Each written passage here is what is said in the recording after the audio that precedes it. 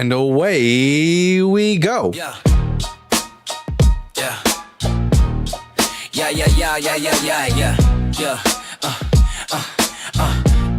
Shake it, but keep pointing out all the lies. Putting the scripture right in your eye. The Bible guy. He reads Hebrew and Greek and shows you that your book's not unique. The Bible guy. He turns through the pages until every Christian rages. The Bible guy. Watch one time and you're hooked. Now let's watch why the Christians get cooked. The Bible guy. Happy Thursday, everyone. Bible Guy coming at you live from Northeast Texas. Everyone, make sure you tap that screen. Share the live with those you love, with those you hate, with your friends and with your enemies. Let's get the word out there so we can have some interesting and hopefully good conversations about, the Bible is bullshit. Christianity is dead. So Christianity is false and Jesus is dead. Although, Christianity really is, dying and dead. It's on its last leg. But maybe today we finally kill it for good. We'll see.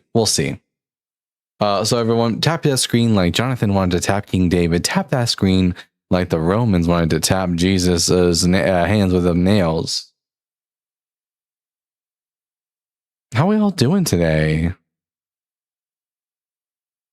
Just a note that I will only be bringing up select few people as friendlies that I have in mind already, and just to keep things a little bit more organized today. But anyways, I'm sad Fable isn't out yet. Me too. I just watched the demo yesterday. It looks so good. But enough about that for just a moment. We're gonna bring up Moaz Shahen. Moaz, are you at least 18 years old?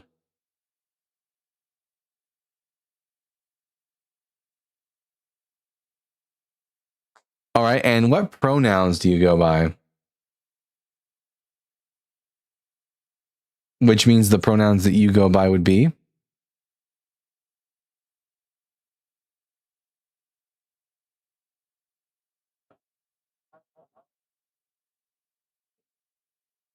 So a pronoun would be words like he and him, she and her, they and them. All right. And are you a Christian? I am curious why Muslims keep requesting up. Why are y'all doing that?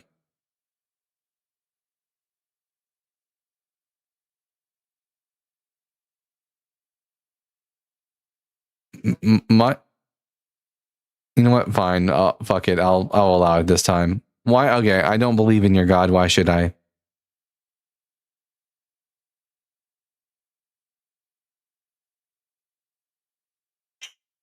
Oh, wait 1 second. Wait 1 second. 1 second. For some reason, the audience on YouTube cannot hear you. So let me see. Let's see which one of these. Okay, say something now. Can you hear me? All right, let me get my audience a second on YouTube to catch up and see whether or not they're able to hear you.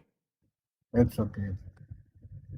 On YouTube, everyone, I can just go over there right now and listen for myself. Let's see. The Bible Guy. Yes, they can hear you now. Okay, fantastic. All right. Okay, anyways, why should I believe that your God exists? Okay.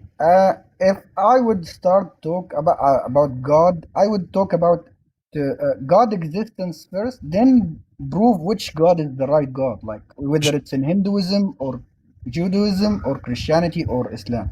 So all right. I would talk about. Okay. Why should I think God exists? Okay. So do you believe the concept of cause and effect? Yes. Okay.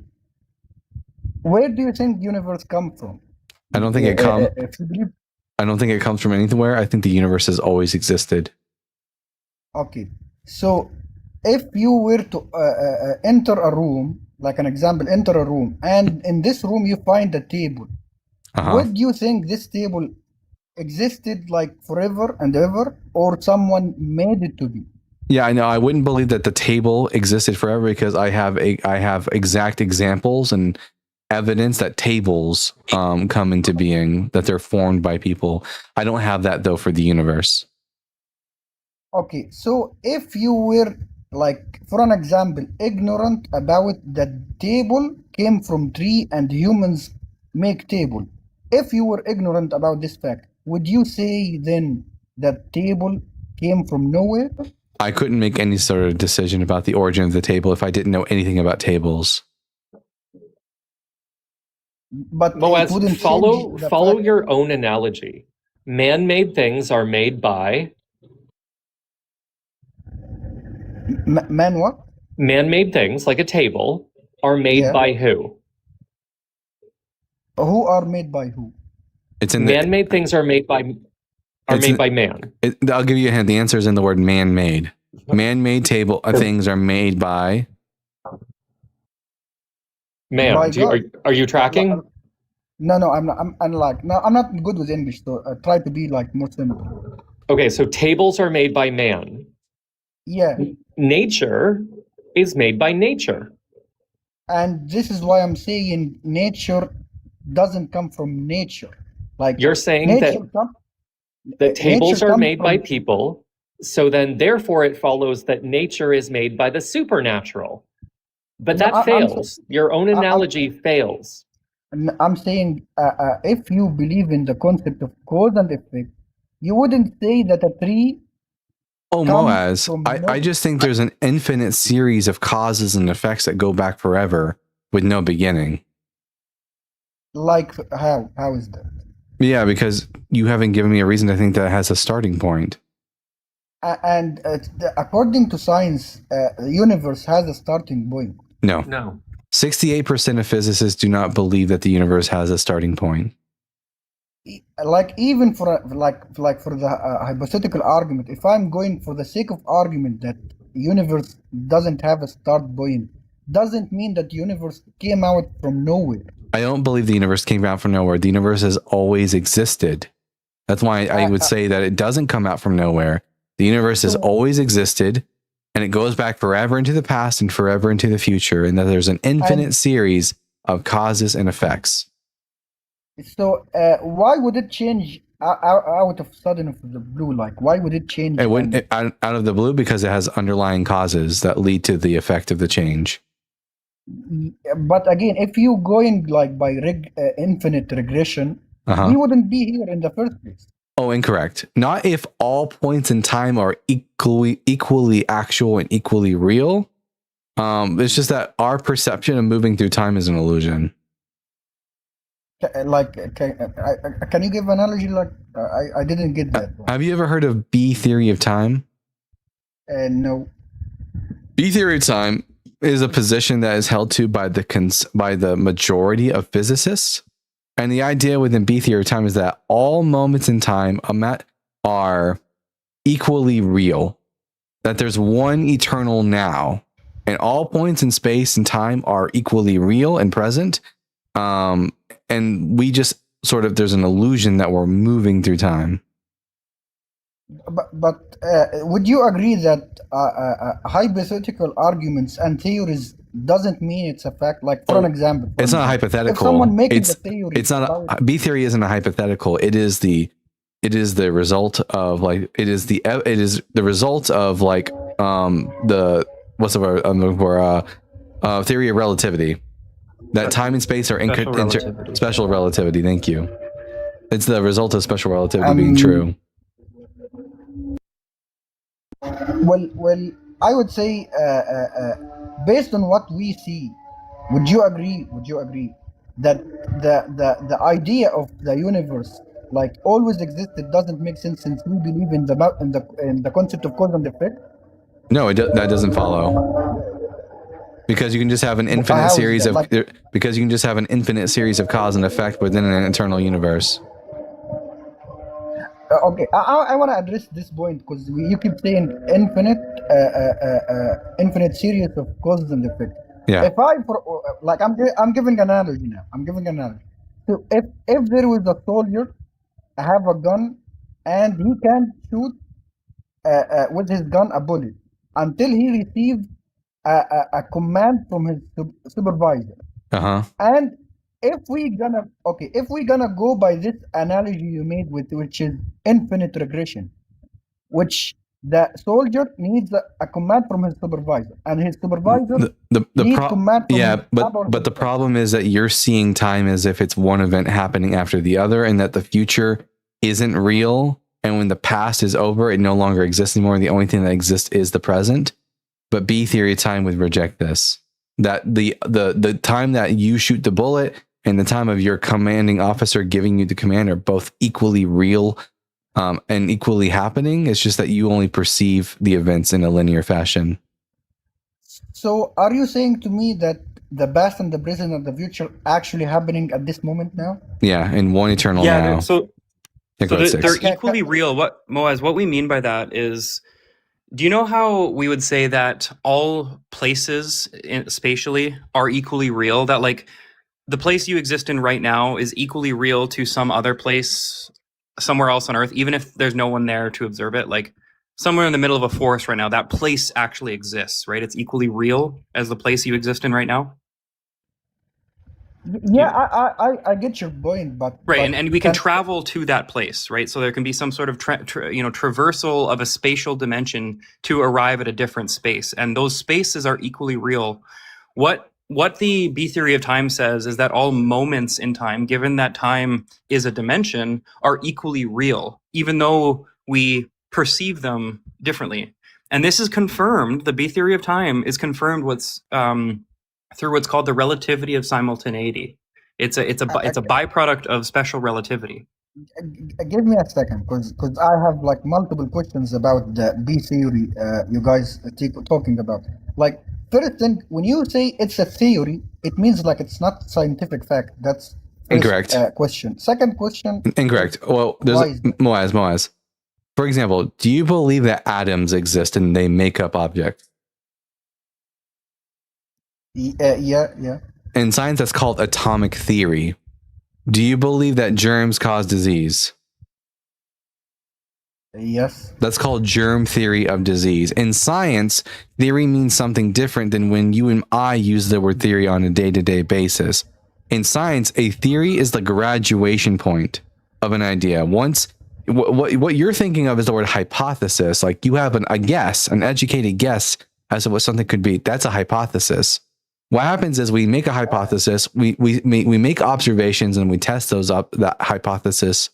And once enough tests have been passed and it's demonstrated and it's shown that there's nothing that disproves this hypothesis to be true, then it graduates to become a theory. And that's like as high as you can go in science.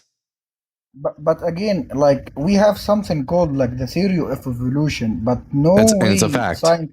And so evolution is, and by our day-to-day speech, is a fact. Are you trying to say that evolution is not been proven to be true? Yeah, and that's what I'm gonna say. You are wrong. To prove my point. You're wrong. You are wrong about what a theory is, and your religion is making you stupid. Scientifically, again, you said that they're not. You said that they're not facts. They're based in facts. Okay, that's what a theory is. It's a bunch of data that's collected that verifies something, and it culminates together to become the how, or the like, how do we understand something? So when you say that evolution is just a theory and it hasn't been proven, you're just emphatically wrong. So I'm saying you interrupted me before I'm gonna say before I show you why it's not proven. Second thing, I wish that you guys do not say your religion is stupid and this and that. I didn't even start to talk about my religion. Your religion is stupid, and your religion is the reason that you don't believe us. Moaz, from one generation to the next, is there a change in allele frequencies in our genes? Yeah, but let me. That's all evolution is. That's all evolution no, is. It's not. I'm gonna. Yes, it is. I'm gonna tell you why it's not. Is there changes, like a mutation that occurs from one generation to the next? Mutation is not the evolution that I'm talking about. That's all evolution is. And what happens is that over billions of years, those tiny changes build up, and that's all evolution is. Let me tell you why. So I'm saying evolution doesn't talk to you or explain to you the point about abiogenesis, and this is the point that I'm trying to talk about. Abiogenesis is a completely different topic from evolution.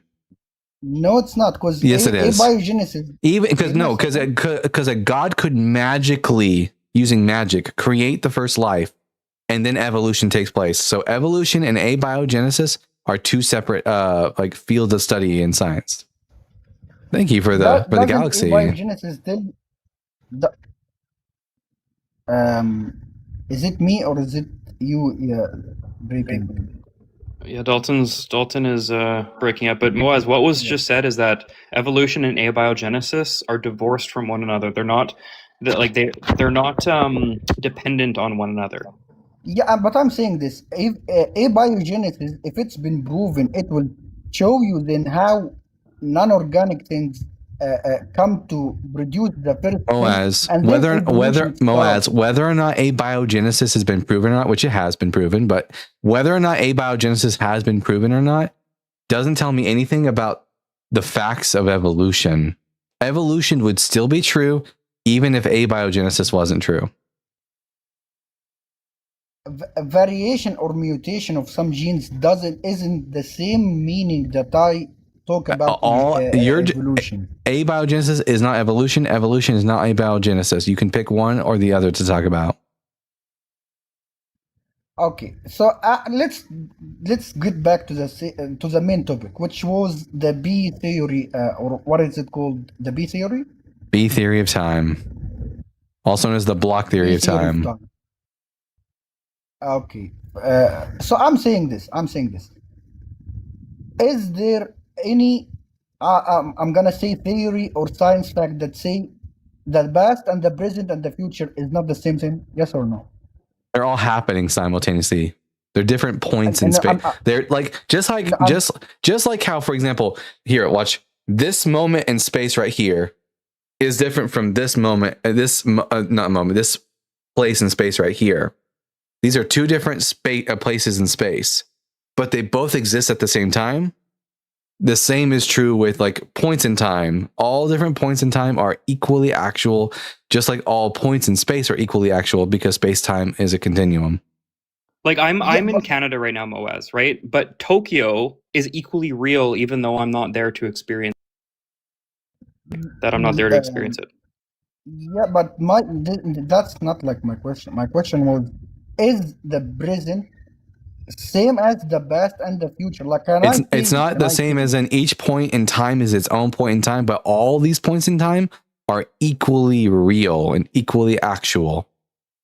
Yeah, I'm not saying like it's fake moments of time. I'm not saying something like that. But no, when I say equally real, I don't just mean that the past did happen and the future will happen. What I mean by real is that they actually exist right now. I don't think this guy's going to understand tense facts. So wait a second. That is true. That's true. Because you said something interesting, which is what? When you say each moment, which is the past, the present, and the future, happens right now. So can you change the past since it's happening now? No, because you're always in the present. So it's like not the same thing now. Look, you can only experience one point in time, similar to the fact that you can only experience one point in space. That doesn't mean other points in time or other points in space are not real. That's the difference. It's saying that. Hold on, Maz. Look. What it's saying, what the B theory of time says, is that there's no ontologically privileged now. I'm saying you guys said that it's equal, like the past, the present, the future is equal to this equally right real. Moment. Hold on, equally real. What do you think we mean by that? We've described it 4 times now. If you can't pick up on it, I don't think you have the boots for this hike. Yeah. I don't think I'm following you guys, but it's okay. Nice discussion. And I want to say last thing to equality doesn't mean that you understand. Anyways, no, they didn't have the boots for this hike. Oh boy, man. But anyways, Noel, thank you for the galaxy. Much appreciated. Also, everyone, just a quick reminder that a new video has dropped on the Arwen show today. The video is called Psycho John Has No Concept of Good, in which case we had a Christian go absolutely psycho on us and tell us that, you know, he has zero concept of what is good and bad, and he just does whatever God tells him to do. So go over there if you want to watch more of that. UGC.monam Are you at least 18 years old?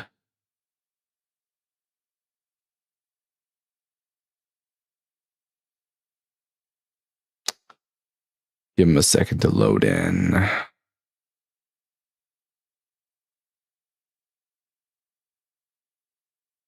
UGC, Hello. are you at least 18 years old? Yeah, hello. UGC? No, you're not 18. Are you at least 18 years old? And that was something. That person has not gone through puberty. Everyone make sure that you are tapping that screen. Share the live with those you love, with those you hate, with your friends and with your enemies. Let's get the word out there so we can have some interesting conversations. Hopefully we can talk to a Christian. Esker, are you at least 18 years old? Hi, I am 21 years old. And what pronouns do you go by? She or he. And are you a Christian? Yes, I am. I'm actually Catholic, and I've been practicing Catholic for about 5 years now. Alrighty then, I'm Dalton the Bible Guy. The Bible is bullshit, Christianity is false, and Jesus is dead. Which one of these 3 talking points would you like to talk to me about? I don't think Jesus is dead. Alright. Why should I think Jesus isn't dead? I think because they're... Wow. I had a point, but I completely lost it. I'm sorry. I've got to go. Okay. That was interesting. Her thoughts are like a vapor, here 1 minute and gone the next. Yeah, she seemed really sweet and like she was going to be honest, but I don't know that she was because she said, I've been practicing Catholic for 5 years. That's fine. You can convert to Catholicism. I know, but wouldn't you say I've been practicing Catholicism? That's fine. You can say that. I would have said that. Okay, all right. I retract my talents. Zilla, are you at least 18 years old?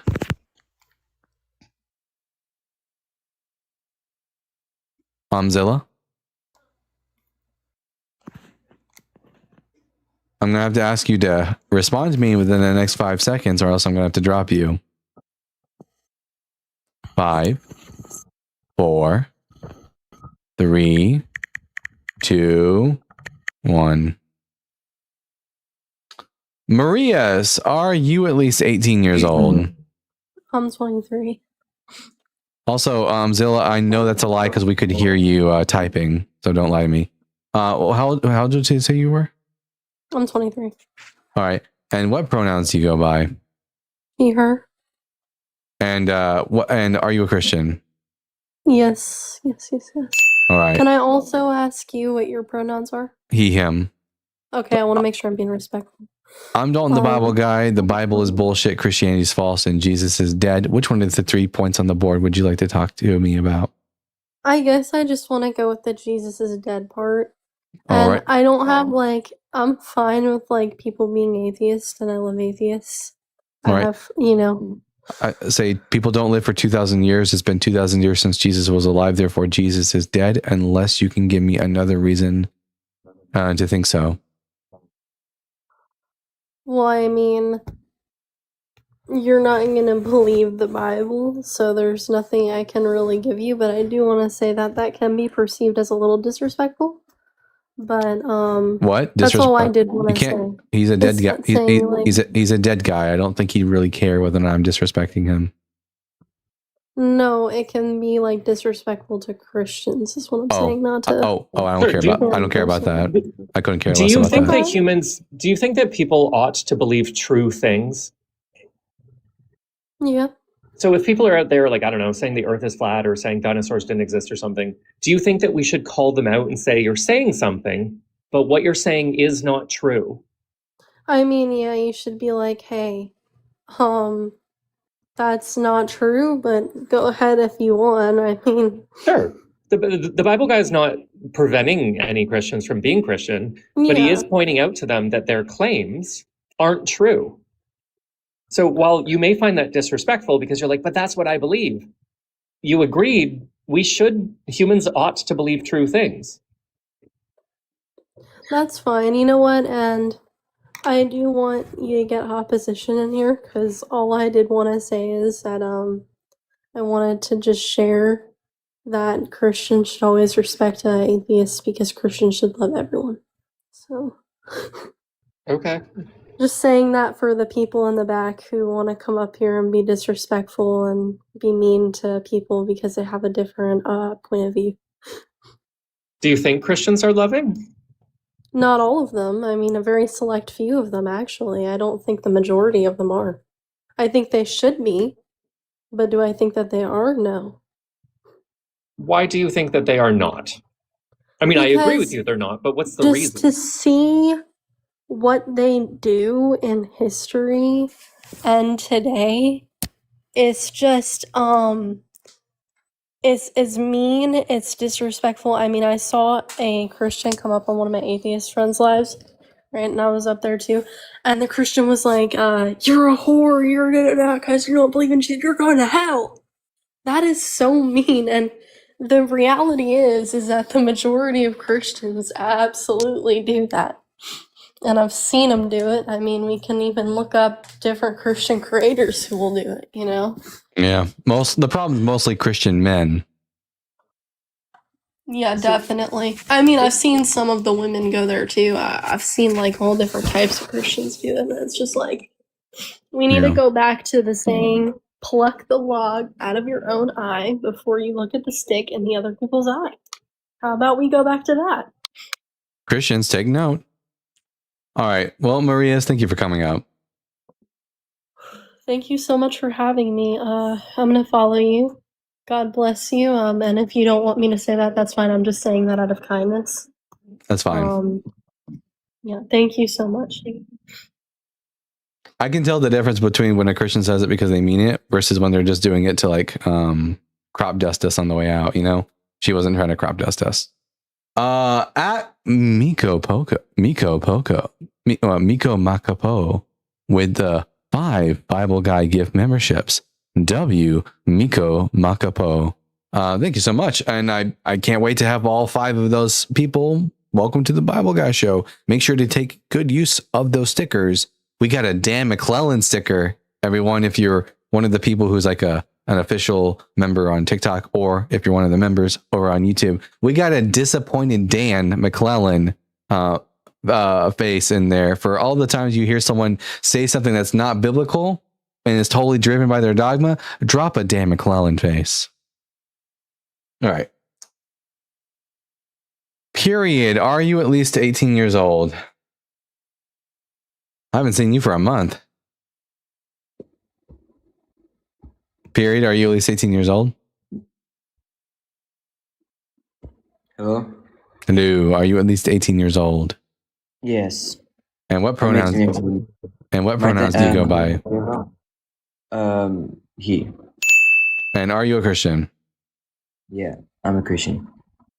All right. Period. The Bible Guy. Which one of the 3 points up here would you like to talk about? I'll talk about the Bible is BS.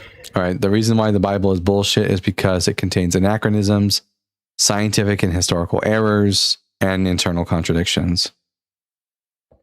But don't you think if all of this, in your opinion, is fake, why would they have such big and strong impacts in long term for What? like a lot of people? Big Why and would, strong. like, Big and strong. you know, What? like how would they create like such long-term impacts, like a lot of people believe in it? Oh, yeah, because the government sponsors Christianity. So starting with If it was something random, like a lot of people wouldn't like believe it, right? One, early Christianity was very, very attractive to Greeks, as it was very similar to a lot of mystery cults of the ancient world. And then eventually it was adopted by the emperor of Rome, Constantine, and his mother, which is why it had long lasting. It lasted as long as it did was because it was sponsored by the state. It was the official religion of the Roman Empire since Theodosius II. It's also spread through the indoctrination of children since birth. This is not like when you're trying to make the argument that if there's no substance or this isn't compelling, why do so many people believe it, or why does it have such a global impact?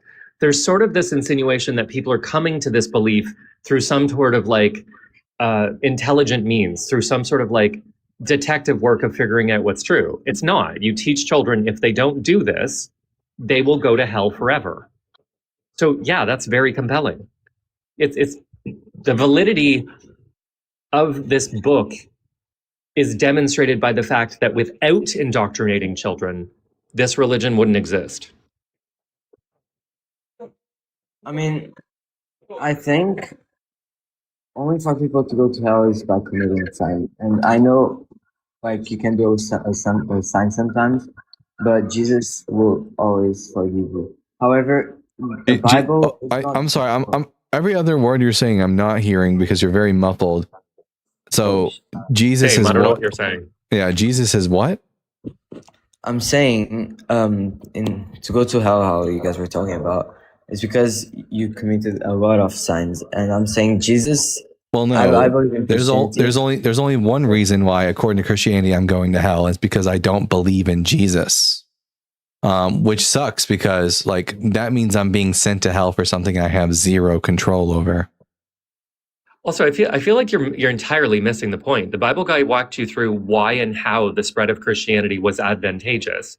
And I added that it's also spread through indoctrinating children. I don't care what you actually think Jesus says or sending people to hell. I'm just pointing out to you that your argument that if the Bible if the Bible is BS, it wouldn't be so impactful is invalid. It's impactful because you convince children that if they don't follow it, they will be set on fire forever. Yeah. That's pretty compelling. So, in your opinion, Bible is just a random book? It's not Well, random. it's a plagiarized. Plagiarized. Yeah, it's a book that was like put together by a group of men and then endorsed by the Roman Empire, which is why it became like so heavily influential. Period. We have much of the same outlook on the Bible as you would like the Bhagavad Gita or the Quran. So, I mean, Bible is not just like written by a small group of people. It was actually a collection of like history writings, letters, poetry, laws, that all stuff. We're which was aware. framed and written across many centuries. You're kind of doing the mumbling thing again, but yeah, we know this. Yes, we know. I know how the Bible was made, but like the fact of the matter is, the Bible contains scientific errors, historical errors, including anachronisms and contradictions. This book isn't from a god. So, you'd rather believe in science? Well, it's not that we believe in science. It's just that because science isn't something you believe in. Science is something you do. Science is the process by which we investigate facts about the world and then test them to see explanations for those facts. Science isn't something to be believed in. Science is just something you do. So, as you know, science can explain how the universe works. But does it fully explain why there's a universe? Why there's a universe? Well, first and foremost, even if science cannot give us an answer for how the universe came to be or whether or not it even came to be, because I'm not convinced the universe had a beginning. But even if science couldn't do that, the appropriate thing to do at that point would not be to lean back on religion to give us the answers. Because if we have a room full of people who don't know what the answer to 2 + 2 is, and someone just posit that it must be square, just because they have an answer doesn't mean that we should lean on that person. If we asked, you asked like, why does the universe exist? I don't think there is an answer to that question. Much like if we asked, why does a river want to go to the ocean, right? It's not because it has agency or some intent behind it. It's that there are these natural processes that cause it to happen. And that's what we think about the universe, is that there are natural processes that caused the universe to be in the current state that it is. But there's no why. It's like, that's a category error from our view. But what are the odds for that? 100%. The odds for that. 100%. Because it happened. It happened, and it's the only universe we're aware of. So the universe being exactly as it is The likelihood of that being true is 100%. Unrelated but sort of related, have you read the Bible? Yes. So you read the Bible and you read crazy stories about zombies and 900-year-old people and a dude quietly walking through a den of lions. You read these insane stories and you thought that these things were valid in some way? Yes. Why? Because I always believed in God since I was young, and I always followed everything. You always believed in And what? I Wait, think you always believed in what since you were young? God, well, since I was a kid, when I was younger, I say, I started learning about God, and I always learned that everything happens for a reason. Well, why do children suffer and get leukemia?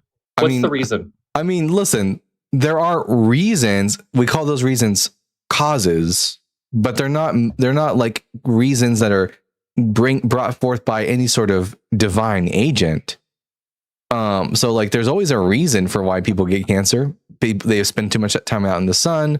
Their body attacks them because of some sort of biological underlying cause. So there's always a reason, but the reason's not God. It sounds like the reason that you believe what you believe is basically because you were indoctrinated from a young age. No, not only because I started when I was younger, but I believe even bad stuff, good stuff, everything happens for a reason, and that reason is everything happening for a reason doesn't mean a God exists. Because I just explained to you that you can have everything happening for reasons, but they're completely natural reasons. So, also, dude, I asked you why you believed the Bible or thought it was true, and your response was, "I've always believed it." Well, why do you believe it? What is compelling to you to make you think these stories or this narration about a God character is real? Well, it takes Bible gives you meaning. You can think about all those stories, but Bible also gives you meaning. It explains I've read the Bible. I know what the Bible says. We all know what the Bible says. I'm asking you why you think it's true. Well, because I chose to believe it. Well, you didn't choose our beliefs. You don't choose your. Well, that's the problem, is that you don't choose your beliefs.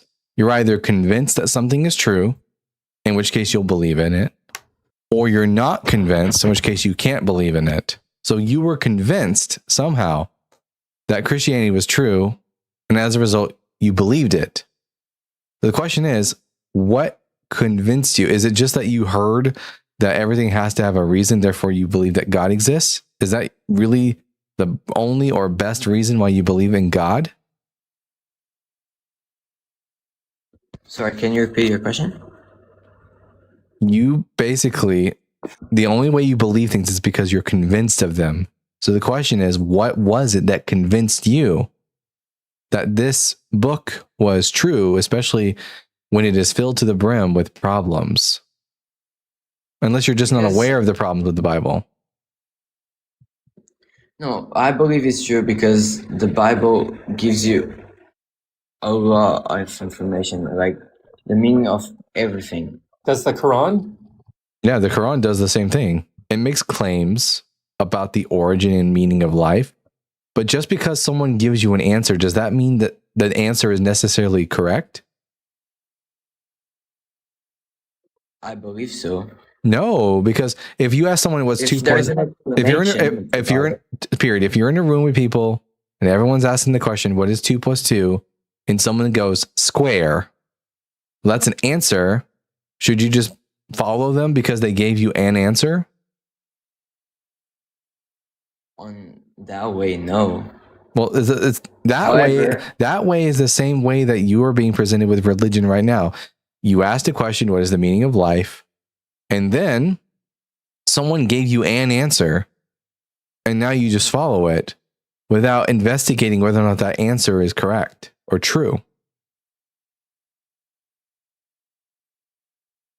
I mean, I believe if something has an explanation and meaning, I would believe it's true. But on that case about the square, no, because it's been proven that it's not like just Well, square. no. You know what I And mean? to be clear, in this scenario, no one knows what the answer to 2 plus 2 is, and then someone just gives the answer square.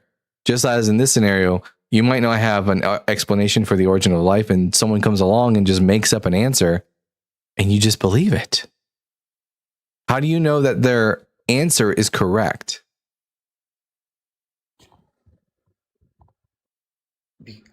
That's something like you choose at the end of the day because No. I mean you wouldn't just like choose to trust. Wait, you wouldn't just like choose to trust them. you if they don't just said you square. don't But choose if your they give you you don't choose your Wait. beliefs. I couldn't choose to be a Christian today, even if I wanted to be a Christian. I mean, I chose to believe in God because the universe and like human purpose. No, you were convinced. only that for- You were convinced to believe in God. There's a difference. No, exactly. Why I believe in God? If you weren't convinced, then you're just lying to us when you say that you chose to believe in God. Yes, I chose to believe in God, I don't think you did. but that's because Here, okay. Wait. Would you like to know how you could prove to me right now that you can, in fact, choose your beliefs? well, can you repeat? Yeah, I'm going to show you how you can prove to me that your beliefs can be chosen. Would you like to hear it? Sure. All right. I want you to choose to believe right now that you are on fire and receiving 3rd-degree burns. Okay. What about it? Choose to believe it. I won't. No, you can't. Is the problem. Yes. It's not a matter of I won't. can't. You no, then prove it. Prove that you can. Because I don't like feel it or anything. I think you're just lying to us. Either you prove to us that you can choose your beliefs by choosing to believe you're on fire right now, or none of us are going to believe you. Well, I'm not in the fire right now, so. Well, I'm no, not gonna it be doesn't able to matter prove if you're not. It doesn't matter if you're not on fire right now. I'm just asking you to believe it. Do you believe you're not on Well- fire, period? Like, do you understand you're proving his point? You can't simply choose to believe you're on fire when you know you're not. You can't force yourself to believe something that you know isn't true.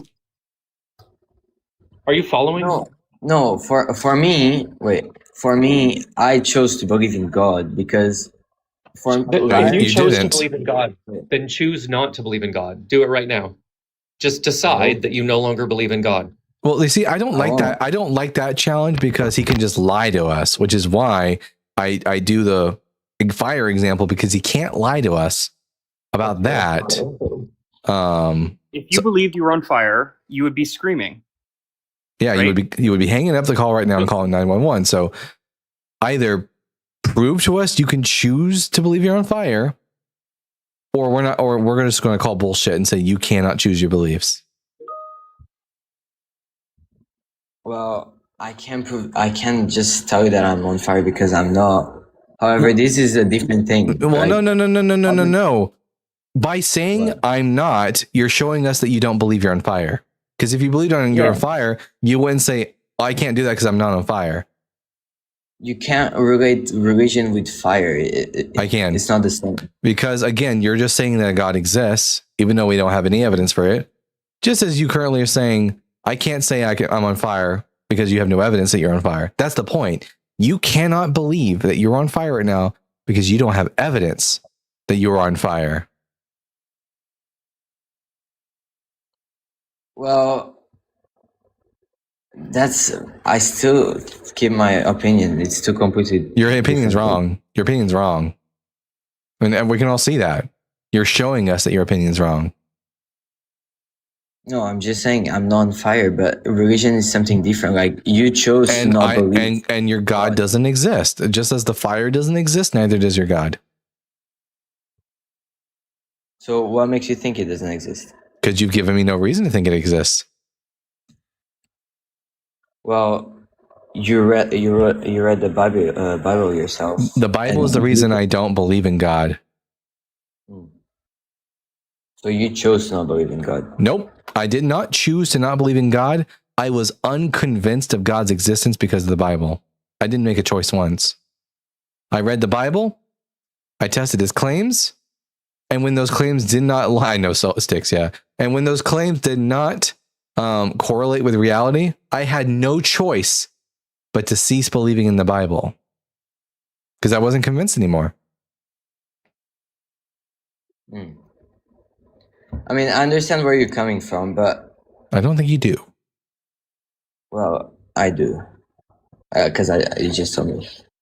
But at the end of the day, it's like when you hear something, for your example, the square thing, you choose whether to believe or not, and that's you don't something. Well, you by saying that you just demonstrate that you don't understand my position, or else you wouldn't just keep repeating to me that you can choose your beliefs when clearly you can't. So, I mean, you know, there is good and evil in the same world, right? Are we pivoting? No, I'm asking, do you know? Good, like, as in things that are beneficial towards a particular goal, life, and then evil, which means like the intention to do a significant harm. Yes, those things exist. Yeah. Then don't you think there must be a real source of like good and bad beyond the human option? So good and bad don't have ontology, like they're not objects that exist, so they don't have sources. People can do things which are good, and that they can do things which are beneficial or positive towards a specific goal. And people can do things that are bad, which is the opposite of that, things which are detrimental toward the goal. No God required. So you think those completely two things just came from nowhere, like people just choose themselves? They're descriptions. As Fallen puts in the comment section, it's just a description of behavior. They aren't like good and evil don't exist objectively in the universe as objects. Good and bad are descriptors of things, like descriptions. Our understanding of them comes from our intelligence. Our ability to use them comes from our morality. Like when you say you think they just came out of nowhere. No, they didn't come out of nowhere. They just didn't come from a wizard. Like the opposite of your God is not just randomness, nihilism, and chaos. The opposite of your God is reality.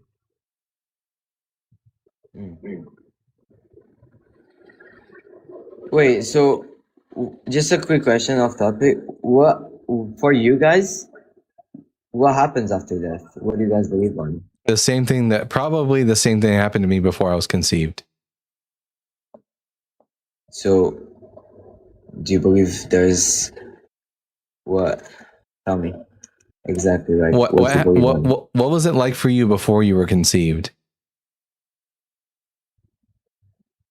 Well, before I started being religious, I just thought I was just no. Before you were conceived, like before you were even in your mama's tummy, what was your existence like? Just I couldn't like think, like just like nothing. You couldn't think because you didn't exist. Yeah, just like stop existing. Yeah, exactly. When you die, your ability to have you ever undergone surgery? Me, no. Okay, then never mind. Anesthesia. You wouldn't understand what anesthesia is then. Our ability to see. I know it's that. I know it's that. Do you know what happens to you when you go under anesthesia? Is that what it's called? Anesthesia? Is that the one where you completely just black out? Yeah. Yes. Yeah, like I know the effects of it, but I never had it on myself. So what happens when you undergo anesthesia? Like your body like stops responding and thinking, and then you just like. And for the person who's experiencing it, they don't actually experience anesthesia. One moment they fall asleep, the next moment they wake up, and there's nothing in between, right? It's like that, but forever. So you never believed there was heaven? When I was a Christian, I did. So does life have a meaning? Like, do you think you're in this planet for a purpose? It doesn't have an inherent meaning, but we're able to give our own life meaning. What is life's meaning for you? I believe my life meaning is I was chosen by God to come to this earth and do my job here, which is help others and of course pray to God and try to talk to Him every day. And So your meaning is to what? Help others, or your meaning is to worship a God? for me, of course I'm gonna worship God, but mainly help others and do my paper. So I could do all that. I could do all that without God and have meaning in my do people life. help others that don't have God? What? Can you repeat? Do atheists help other people? I mean, they can still do. Yep. Do people that worship other gods help other people? Yeah, but that's something, even if you don't believe. So your God is not the necessary ingredient to be able to help others. No, I believe my God is the same as you guys' God, but I don't have a God. But in this case, you guys don't believe in Him. Correct. But He's still there. No, He's not. Incorrect. You believe in something that's not there. Listen, this has been going on for 24 minutes, and we're not really getting anywhere. And I got lots of people in the comment in the request box waiting to come up. So, period. I guess I'll see you next month when you come back again. All right. That was hard, wasn't it, guys? Yeah. It was a little painful. Tyler D, are you at least 18 years old? I am, yes. And what pronouns do you go by? I go by he/him. And are you a Christian? I am a Christian, yes. All right. I'm Dalton, the Bible guy. These are my friends Equality and Sticks. And which one of the 3 points on the board would you like to talk to us about? I mean, can we? So I see that you say that you're an atheist, correct? Yeah, I lack belief in God. Okay. Okay, so can I at least give you evidence to point towards a God exists? Maybe not the Christian God, but a God? Sure. That one's under the second one of Christianity being false. So, sure. Okay. Why should I think that God exists? Yeah, so you're familiar with the contingency argument? Yeah, please don't. It's fine. I mean, yeah, I got Sticks here. We're all good on the contingency. Oh, yeah, contingency. Yeah. Go ahead and lay out the premises. Oh, yeah, here we go. Hold on, let me get my notes out. All right, here we go. So, the premise one is anything that exists is either necessary or contingent. The universe is contingent. Anything that is contingent needs an explanation to why it exists. Hold on, and then... Wait, I'm blanking. And then premise 4 would then be the universe or anything that is contingent cannot be another contingent thing because that would push back the explanation even further. Therefore, the best explanation to why a contingent reality exists is a necessary thing or a necessary being, which is of how we come to the conclusion the necessary being is God. All right, okay, so I'm just going to be the pretty face here. I'm going to let my friend Sticks take care of this. Go ahead, Sticks. Sure. So, first things first. What sense of contingency are you using? Are you using the modal sense in terms of it could have failed to exist, or are you using more of a dependency sense that it's required or its existence is ontologically dependent on something else? I could say both. Okay. So. Okay. Typically, this the contingency argument is going to be invoking a modal sense. Now, do you know what the principle of sufficient reason is? I do not. Explain it to me. Well, it's the framework that makes this argument even be valid, right? So it's saying that every contingent fact has an explanation. Now, that's not a metaphysical law, or like it's a principle that requires justification. So why would I accept that every contingent fact has an explanation? Yeah, so what I would say is everything that exists has an explanation for its existence, either in itself or something else. The universe exists, so the universe does not. Wait, you're does just not no, hold on, explain hold on. itself. Wait, can you just repeat back the question I asked you? You talked about the PSR explanation, principle of sufficiency reason, which basically says everything that exists or happens has a sufficient reason or explanation for why it exists or happens, rather I'm than asking not. metaphysically, why is it the case that every contingent fact has an explanation? Because that would like me be like for example me. If I ask why do I exist, would you say that's a sufficient reason to why a contingent thing needs an explanation?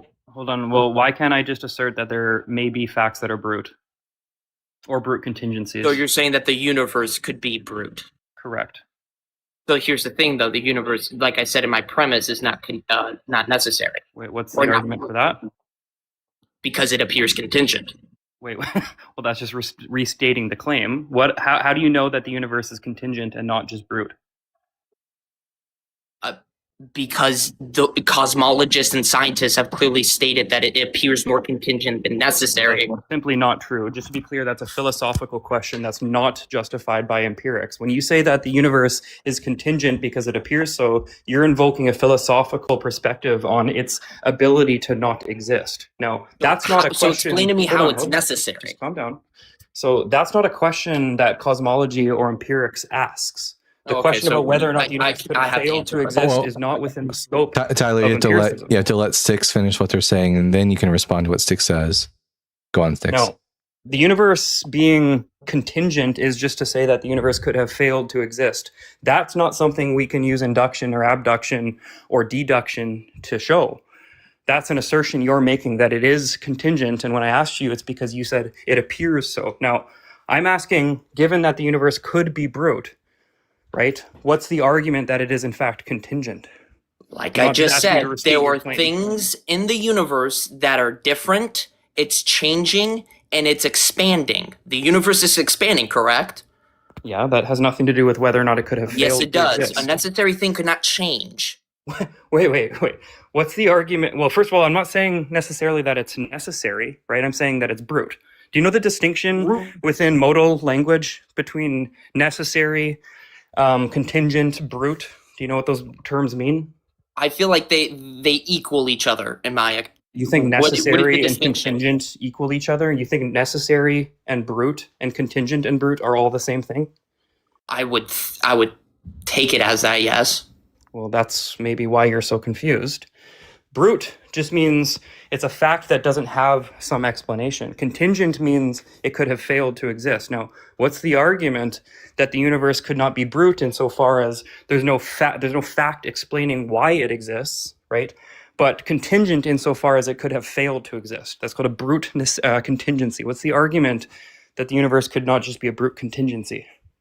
Yeah, so my response is if we accept it's just existent for no reason whenever convenient, then rational explanation breaks down. Science, philosophy, and normal reasoning would assume things have explanations. The universe is the biggest thing needed for explanation, not an exception we can just dismiss. Therefore, saying the universe is a brute fact is a weaker than saying it has a necessary explanation. Wait. You're not Tyler. thinking logically here, sir. Tyler, first of all, I don't want to debate ChatGPT. Just engage with me, right? Did I not give you a reason? No, Listen, you just listen. read, and it was uncomfortable for everyone to listen to. But listen very carefully. Is there a fact That's that irrelevant to explains- the question, but okay. Tyler, what explains God's disposition to design? I'm sorry, you cut out. What did you say? So God has a desire to design, right? He has like and properties, like he has goodness as a property. He has like Right. a Yes. disposition of designing. What His explains essence those is facts? necessary. What explains those facts? What explains those? What do you mean? Yeah, Are what you talking about the explains moral what explains simplicity why of God is nature? good and why God desired to create? Because that's his will. He freely has that choice. What explains his will? What explains his will? What do you mean? What do you That mean he's by causally efficacious, that he has the will and desire to create. What explains that fact? Well, in order for a cause, it would have to be some sort of intention or desire, in my opinion. Wait, that's not. Can you just answer my question? I'm asking what explains it's a fact that God has the disposition or desire to create. What explains that fact? So I don't understand your question. The point I'm making here, which is going like a mile above your head, is that there are going to be brute facts within God's nature as well. So if the argument you're rendering here is an attempt to escape bruteness, well, that's just going to be inherent to your view as well. Now, your contention with the fact that I asserted that the universe could be a brute contingency is that these kind of brute facts kind of lose out on explanatory power, that the explanatory scope is reduced. But I'm arguing that your view has brute facts as well. It's a brute fact that God is good. There's nothing that explains God's goodness, right, outside of himself? Not really, because I said he's a necessary being. Right. Well, your assertion that he's necessary, the assertion that he's necessary isn't in any way addressing what I'm saying right now. It kind of is. Wait, can you just steel man what I said?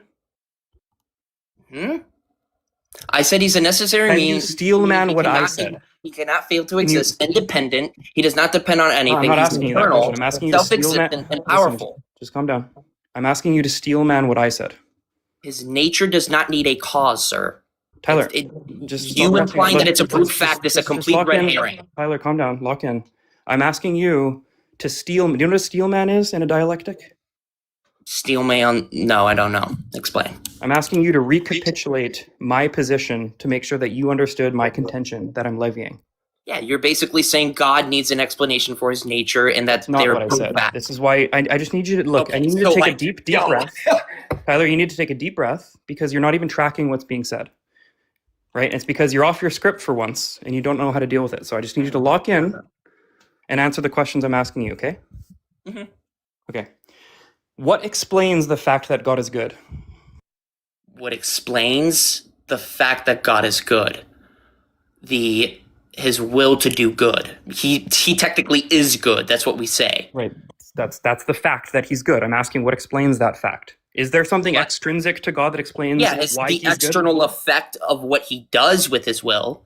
That's what you're not answering my question again. I think I am. You just don't like it. The answer to that question is that it's a brute fact. There's nothing that explains why God is good. You're projecting that. That's just not true at all. Tyler, just to be clear, you're like intellectually incapable of tracking this conversation because you don't even know. I don't think I am. I think you just don't like the answer that I'm giving you, and you're just taking it and saying, "Nope, I don't like it." I think you're taking back. I think you're taking back shots from sticks, and it's making you uncomfortable.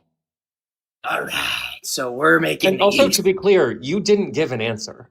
I didn't answer his question. I did give an answer. You simply said just don't like the answer. That God is good. Yeah, like look, the question I'm asking you is: Tyler, is it a fact? Just calm down. Is it a fact about God that he's good?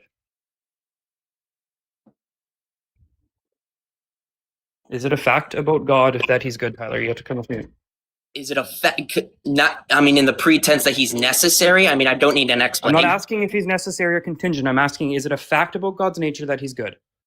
Stop trying to get ahead of the question by answering a question I didn't ask. Yeah. Okay, so there's a fact about God that he's good. Is there something that explains why that fact is the way it is?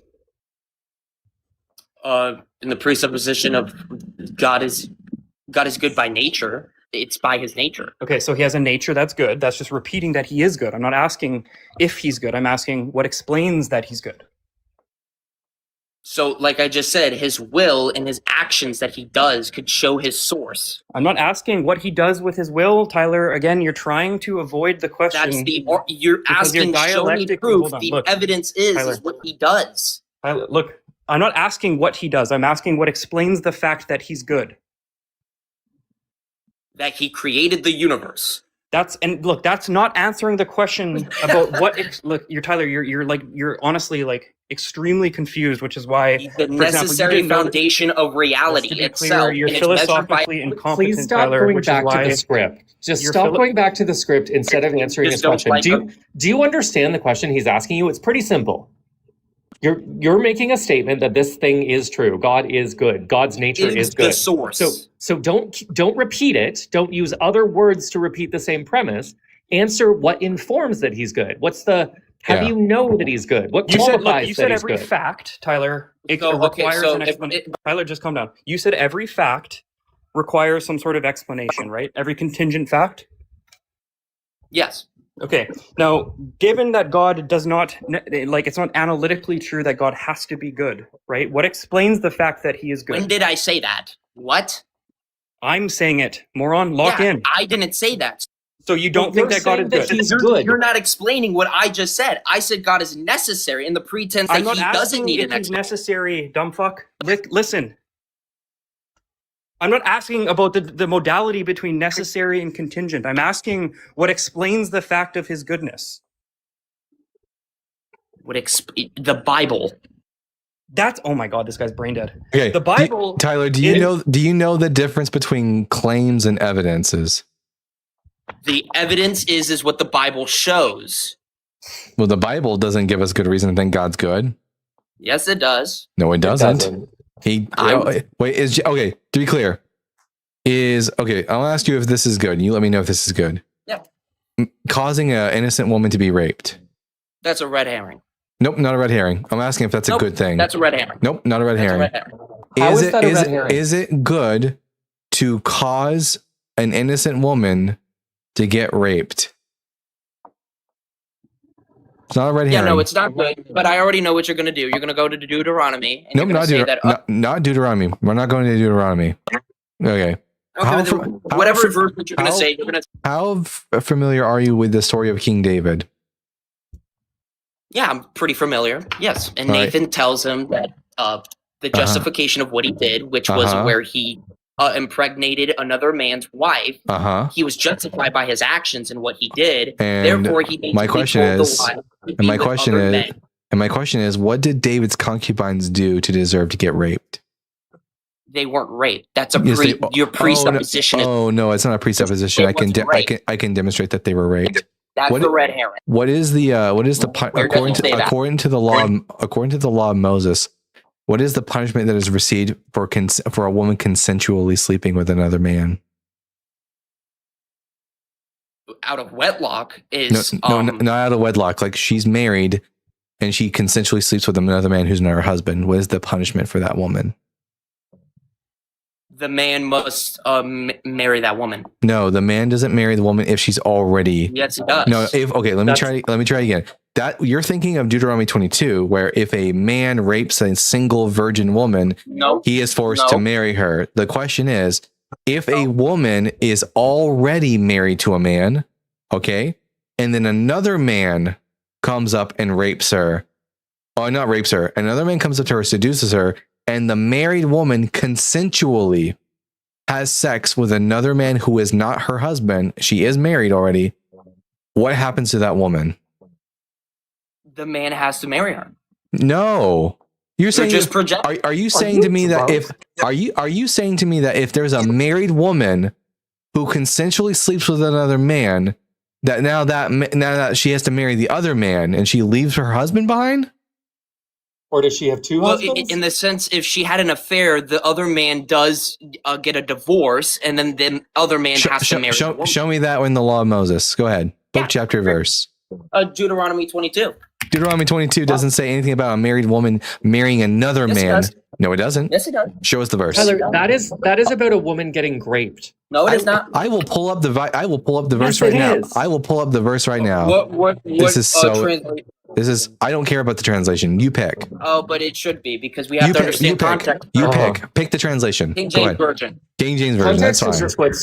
It's just what Christians scream when they don't like what the Bible says. We're gonna read from the. It's just the context and the understanding of how wait. We're gonna read from the Kind of Jink version now. Let's take a look at what the Kind of Jink version Bible says. Deuteronomy. All right, which verse in Deuteronomy 22 states that if a married woman consensually sleeps with another man who is not her husband, that she now must marry that other man? Which verse? Go ahead.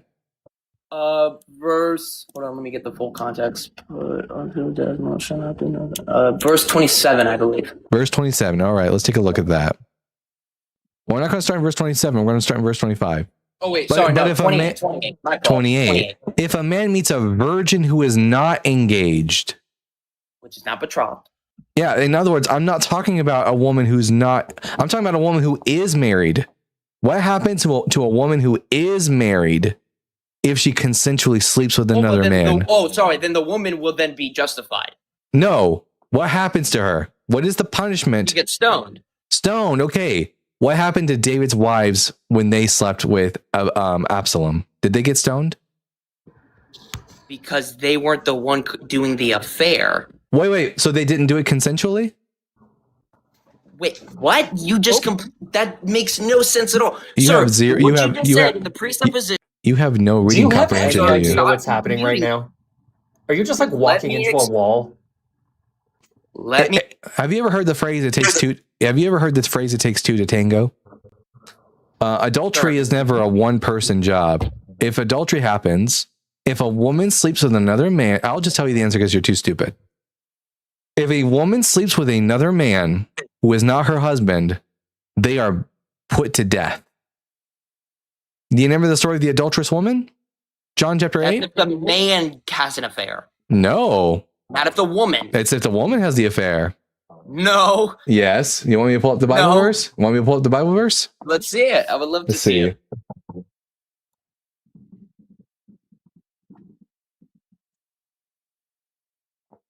All right, let's see. Leviticus chapter 20 says that if a man commits adultery with another man's wife, both the adulterer and the adulteress are to be put to death. So let's take a look at that. What verse? Leviticus chapter 20. I'm going to pull it up on the screen so that everyone can read it. Let's see. Leviticus chapter 20. Which verse was it? Verse 10. Let's see. Leviticus 20. Verse 10. And the man that committeth adultery with another man's wife, even he that committeth adultery with his neighbor's wife, the adulterer and the adulteress shall be surely be put to death. Okay, so they're both committing it. Yeah, so what? They're committing an affair. Okay, so was David's wives put to You're death? saying that's morally okay to do? Wait. You say that people could cheat on them. Either David's wives consensually had sex with Absalom, in which case they're committing adultery and they should be put to death, or it wasn't consensual, in which case they're being raped. Which one is it?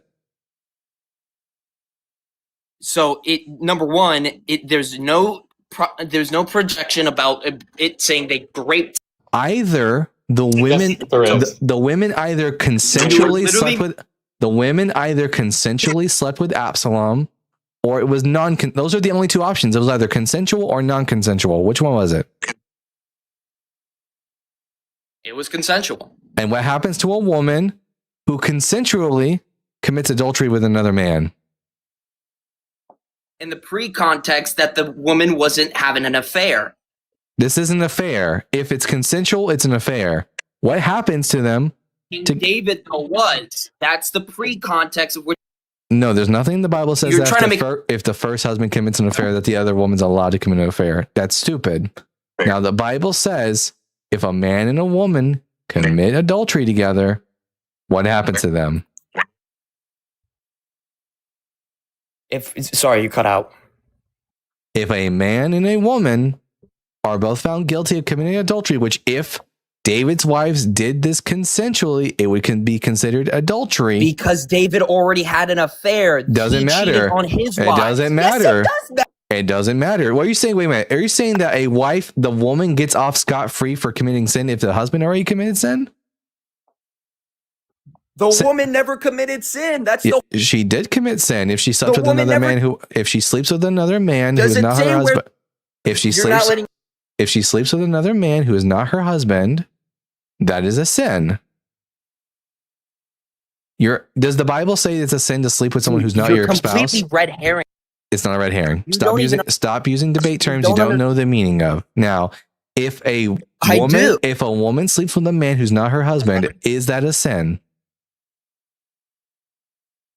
Yes. Did David's wives sleep with a man that wasn't their husband? No. You're wrong. Absalom. Did you just say no? Are you tracking at all? He literally just said that it was consensual, and now he's saying that it never happened. Yeah, this is insane. Tyler. It's consensual. Tyler, I'm going to ask you a You're very contradicting yourself, kid. I can't even speak. Hush, Hey, guys. calm down, how calm down, They lost Tyler. the argument. Calm down, Let me Tyler. speak. You're embarrassing yourself on this live in front of You're showing hundreds your of birth. people. It's cute. I know I'm cute. We don't need to talk about me though. I said it's. Now I know you don't have to call me. Don't call me that. Tyler, can you just say that those David's concubines were like some of the freakiest ladies ever, like sexually speaking, for being down to being ripped out of their house and banged by a man who wasn't their husband? Would you say that they're super freaky? In public, No. in daylight. Where did you get that? 2 Samuel 2:12. It's in the Bible, dude. Yeah. Okay. It's what the Bible Number says. two. Okay. Number one, we have to understand David was the one who committed the sin, and when a man commits a sin, If you're saying it's consensual, Let that means free that they like there's their no other husband, option their- than they're like the freakiest they- Israelite bitches ever. they were never. Wait, let him You're not finish letting his thought. Is he trying to Tyler. say Like that, I said, that the Tyler. women should be punished for Okay, his sin? Tyler, I am not talking about what David did with Bathsheba. We are talking about what happened afterwards. God said that he was going to punish David for what he did with Bathsheba by having David's wives raped. See, that's projecting. Where It's does not- it say raped? Does it have to say the word raped? Yeah. No, it doesn't. You know, because Okay. for the very reason that I showed Okay, yeah. Tyler. No, he doesn't think it was rape. He thinks they're just some freaky ass bitches who Yeah. like being ripped out of their house and fucked by a man who isn't their husband in broad daylight. He Yeah. thinks they were into it. And with the problem with Tyler doesn't They seem were to allowed to- understand, and what Tyler doesn't seem to understand is if that is the case, that David's wives were just freaky women who got it on with their son, in front of all of Israel, that they would have been put to death by stoning. Yeah, but in the pre-context of Leviticus, though, we have to understand the New Testament does not command Christians to. We're not talking about the New Testament. Fun fact: the Okay, story so- of David is in They're the not in Old New Testament. This happens in the Old Testament. You're using Leviticus. We're using Leviticus to talk about 2 Samuel.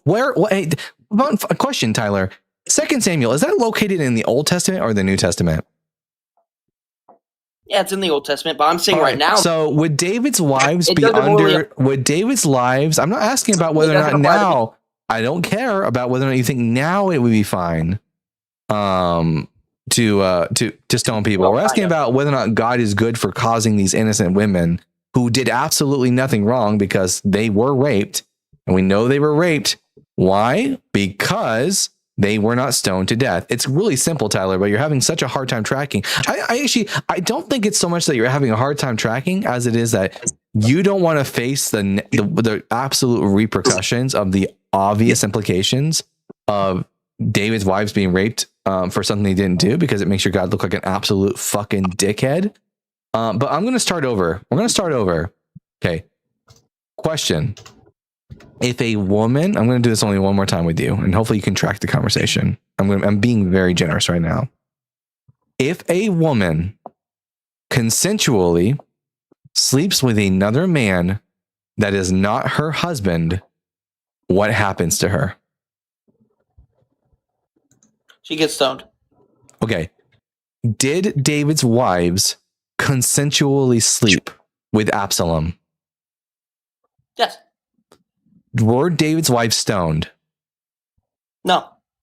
So that tells us what? In the pre-context of what we just stated, they weren't married. They were David's wives. No, they weren't. Yes, they were. After when David had an affair. Can you show us the verse where it says that if a man has an affair, that his wives are no longer married to him? Perfect. Let me hold on. Give me a minute. I agree, Truth. This has got to be rage bait. There's no way this person is this fucking stupid. It is inducing rage. I know. I'm just going to be quiet. Otherwise, I'm going to start being really mean to this person. Styx asks what notifies him that his God is good, and he said it's his nature, and then said the Bible tells us. And when you quickly point out, well, the God character has innocent people raped, he's just like, no, he doesn't. He does, Tyler. It's in the Bible. Yeah. So if we go to Matthew 7:19. Wait, chapter we're talking, 19, why verse are we 9. talking about? Why are we talking about the New Testament? We're talking about the Old Testament. Keep up. I'm Tyler, sorry, did- but I'm just saying G- the Tyler, New Testament is in the Did Bible. they have correct? access to Matthew at that time? Yeah, did they have access to the Gospel of Matthew in Okay, Dave's so you want time? an Old Testament. You want an Old Testament. Yes, if we're going to determine whether or not what should have happened to these people during the time of the Old Covenant, we're going to have to go to the Law of Moses, the Pentateuch, the 5 books of Moses. Jesus, fuck. Also, just to be clear, Matthew 19:9 does not say what you're suggesting it says. Like, at fucking all.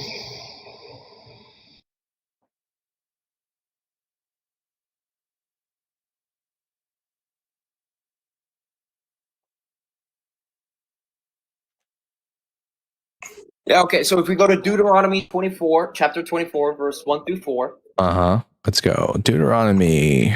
So to be clear, is this going to say that if a woman is unfaithful, that she marries another man who's not her husband?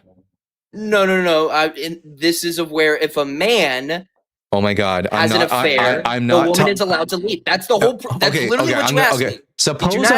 Suppose a man enters into a marriage with a woman, but she does not please him because he finds something objectionable about her. So he writes her a certificate of divorce, puts it in her hand, and sends her out of his house. Where is adultery mentioned here? It says a man had taken the woman and married her, and come to pass, then she found no favor in his eyes because he had found some uncleanness in her. Let him wrath her bill of divorcement and give it in her hand. Where does it talk about? Where does it talk about adultery?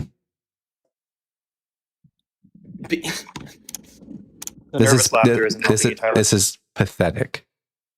We literally are talking about committing adultery. Where in the text does it say anything about? In Leviticus chapter 20. No. In Deuteronomy 24. No, in Deuteronomy 24, where does it mention adultery?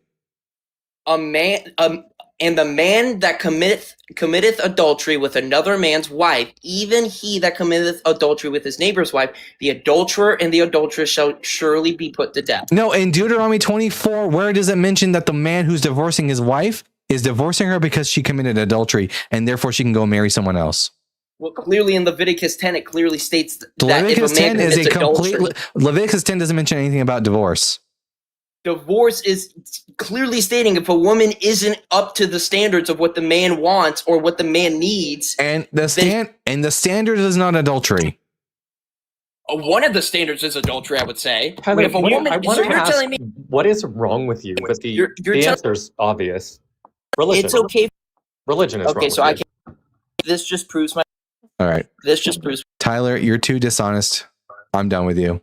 I'm done yelling at you. I fucking love this just proves my point after half an hour of just lying and running into walls. Getting absolutely dog walked for half an hour, and that proves his point. So to be clear, everyone, Yahweh had an innocent woman raped for something she didn't do. Yahweh's not good. Wait, isn't it 2 women? Multiple women, yeah. Concubines, plural. Yeah, more. Also, when they try to argue and say the Bible does not say this, verse 2 Samuel 12:11. Thus saith the Lord, I will rise up trouble against you from within your own house, and I will take your wives before your eyes and give them to your neighbor, and he shall lie with your wives in the sight of this very sun. For you did this secretly, but I will do this thing before all of Israel, before the sun. There is no equivocation on the God character saying, yo, I'm going to have your wives banged in public. Yeah, it's crazy. At Chad Parker with the $5. For a group of people that like metaphor, they sure want to hear that specific word. Yeah, it's crazy. He was asking specific words to say rape. Although I think we demonstrated pretty clearly that David's wives were in fact raped. Unequivocally. All right. Ziano Sally, are you at least 18 years old?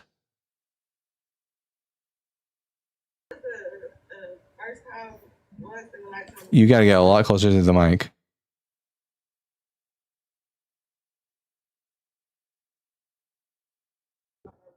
Can I pray for you guys? Nope. Is that okay? You can get off the internet because you're a child. I'm disappointed in your parents. Also, child, whatever your parents are telling you, joining a live of strangers and saying, "Can I pray for you?" Get away from your parents. Get away from whoever is teaching you this shit. I love the term "praypist." People who pray for you after you tell them not to. You know, Lil Monty, are you at least 18 years old? I'm 21, dog. And what pronouns do you go by? I'm male, straight male. Well, I didn't ask about your sexuality, nor did I ask about your gender. What pronouns do you go by? By him. There you go. You're going to need you to speak up a little bit or get closer to the mic. Are you a Christian? Just look at my TikTok. No. Answer the If you're question. an atheist, look at my TikTok. I mean, I'll prove you wrong. Are you a Christian? Yeah. There you go. Good boy. All right. I'm Dalton, the Bible guy. Which one of the 3 points on the board would you like to talk to about?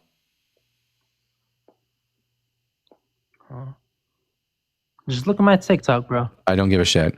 Which one of the 3 points? Which one of the 3 points? I'm not. Stupid bitch. Oh, they're so mad. Fat ass. Wait. Oh. Little lady, can you just engage? Like, just stop Look at my having a TikTok, fucking heart bro. attack. No one's looking at your TikTok. Do you want to engage in the conversation? Yeah. No one gives a shit about you trying to clout chase on some bigger account here. No one gives a shit about you. We want to hear your arguments, though. Which one of the 3 points on this board would you like to talk to us about? This is pathetic. Rather be fat than be stupid. Like, so stupid that you don't realize you're muted right now.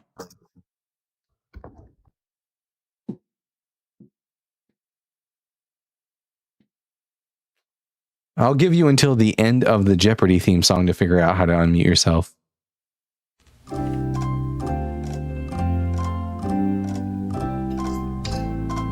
Oh, yo, what's up, bro? There you go. You got it. Good boy. Okay, which one of the 3 points on the board would you like to talk to us How about? did Julian score? The African from Mexico. I don't. Jesus Christ, I don't give a shit about anything you're talking about. Which one of the 3 points on the board would you like to talk about? It's going to take him. Julian and the outside the box goal that he scored for Mexico. I don't give a shit. First off, you're mumbling. I have no idea what you're saying. Secondly, which one of the 3 points on the board would you like to talk about? I will only ask you 3 more times. And if you don't engage, I will just drop you. Just looking at Mexico's World. So number 2, which one of the 3 topics on the board would you like to talk about? I would love to talk about the Bible is bullshit. All right, good boy. Now, the Bible is bullshit because it contains anachronisms, scientific and historical inaccuracies, and contradictions. I can prove you wrong. All right. Let's talk about contradictions in the Bible. How familiar are you with the birth stories of Jesus? I'm pretty familiar with it. Not really, though. I know a little bit here and there. Was Jesus born during the reign of King Herod the Great? Look at my TikTok, brujeria. Dude, for like the 9th time, no one wants to look at your fucking TikTok. Okay, Can you shut the engage? fuck up about the Bible. No one wants to hear anything about some low-tier Christian, like TikTok debater wannabe, okay? All right, then. Now, was Jesus... I'm going to give you one last opportunity to engage, and if you start plugging yourself again... Listen, I would love if you went off of the app and went and plugged yourself. That'd be fantastic. Maybe plugging your mouth would be fucking fantastic. Or plugging your ass. Like you probably need an orgasm or two to mellow you out. But anyways, so let's talk about the contradictions of the Bible. And if you plug yourself one more time, I will just drop you. Was Jesus born during the reign of King Herod the Great? Of course. All right. When did King Herod the Great die? Julian Quinones outside the box. All right. Were those even words? I don't know. Talking about a box? I don't know. He wants us to talk about his box. 239 says, are you at least 18 years old? Yes. And what pronouns do you go by? He, him. And are you a Christian? Yes, sir. All right. Which one of the 3 topics on the board would you like to talk to us about? The Bible was bullshit. All right. Bible's bullshit because it contains anachronisms, scientific and historical accuracies, and contradictions. Yes, sir. Which one of those would you like to talk about? I think that was a broad statement. Do I have to go off of what you just said, or can I state The reason why the Bible is bullshit is because it contains scientific errors, historical errors, including anachronisms and contradictions. Okay, that is a statement, and you were right about some of those statements. So my question would be, if some of those statements that you are saying is true, there's a lot of inaccuracies and everything like that. Are true. If you're an atheist, yeah, they are true. If you're an atheist and everything, and you don't believe in Jesus, you don't believe in Christianity, then why are you saying the Bible? If it's all false to you, then why are you spending so much effort and sitting here saying that it's my job. I get paid to do this. Okay, so it's your job to prove the inaccuracy of the Bible. Yep. Now, do you want to engage in the topic of the Bible being historically inaccurate? Or did you just come here to ask about the Bible? There's inaccuracy in the Bible, so I can't sit there and argue because you already know the pinpoints. So you're in agreement with me that there is inaccuracy. Yes. Oh, thank you for the cowboy hat. So you hold the position that the Bible is not infallible and inerrant, correct, Seth? Yes, that it's not 100% correct. A man made it 400 years after Jesus had passed away. And a man lied. Whoa, that's inaccurate. It wasn't a man. It wasn't a man who created it 400 years later. It was lots and lots and lots of men who created it over lots of men over a long period of time. But the latest that the books of the Bible were written was probably like 100 years after Jesus' time. Okay. Period, time points, still, multiple men made these things and said these accusations and said this is what Jesus said and did all these things. How do we know that's true? I don't think it is true. Okay, so we don't know that what they're saying that a man can lie. We all know men can lie. We know that we can all make up things and all these other stuff. Are you arguing for atheism? Like, are you an atheist? Like, no. You make a point, dude. You're making. I'm saying that you seem like you're. It seems like you're arguing for our position. No, I'm literally not. What I'm trying to say is that we do not know what these men are saying that is true. If we believe, I agree, which is why it's like I don't trust it to tell me anything about Jesus. So when you have faith in something, what is that? I have faith without evidence. Faith is gullibility. Okay, so I'm gullible, and yes. I'm gullible that I believe that Jesus was alive, but I do not believe that everything that these people were saying was true, because there is inaccuracy. My dude, did you come up here to make atheism look better? Is that what your goal is? Literally not. Because you're doing a really good job at making atheism look better. I came up here last time, and I had... Just hold on, look. So what you're saying is that the Bible does contain errors and contradictions and anachronisms, but there are parts of the Bible you think to be true. Presumably, you think the important parts, like, I don't know, Jesus resurrecting is true. Is that correct? Yes. Okay. And can I prove, then your next thing is, can I prove that Jesus was resurrected? No, I'm going to ask you a more succinct question. Are you justified in having that belief? Justifying having the belief that Jesus was resurrected? Mm-hmm. Justifying it as in saying that I believe in it? Yes. I'm not asking if you believe in it. I'm asking if you have justification that motivates your belief. Justification that motivates my belief? No, I don't have any facts that says I know he was resurrected. That's called being irrational. Yeah. Okay. To believe something without justification is definitionally irrational. And that's where you got faith. Do you think faith is? Yeah, like Muslims have faith too. If faith can get you to Islam and to Christianity, it seems like faith is no more useful for getting to the truth than flipping a coin. See, I'm the kind of person who wants to believe as many true things as possible and to disbelieve as many false things as possible. Do you think that your little mechanism is helpful for me? No, I don't say that it's more helpful or not more helpful. I believe in what I believe in, and you can believe in. You can be your own person. Okay, here's my next question: why are you so fucking intellectually lazy? Intellectually lazy when I know that there's inaccuracy in there, and we can go all day long about all the inaccuracies. So you seem to understand that the Bible's fallible and full of crap. You concede that you have no valid reason to believe the parts of the Bible that you do, but you seem to think that faith is like a good thing. You're like, but I have faith. When the Bible guy accurately pointed out, faith is just gullibility. It's just believing something with no good inference, with no good reason. So you know the Bible's full of crap, but you still believe part of it. And you believe part of it because you just have faith. That's all you can have is faith. You cannot say we weren't born back then. You could have evidence. Exactly. You could have evidence. So, in general terms, atheists don't have faith. We don't believe in things based on faith. We believe in things based on evidence. So, that's fine. Not having faith is an option. Yep, I have an option to not believe what you believe. Here, 239. I'm gonna make this very simple. Either provide me evidence for what you believe is true, or get the fuck off my live. Those are your options.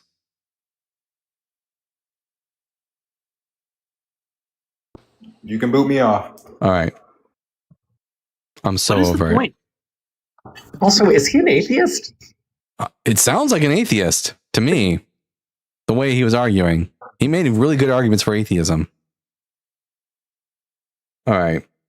The Artist 6. Are you at least 18 years old?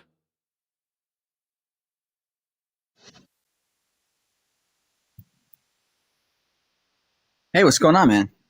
Oh, are you at least 18 years old? Oh, yeah, I'm over 18, bro. And what pronouns do you go by?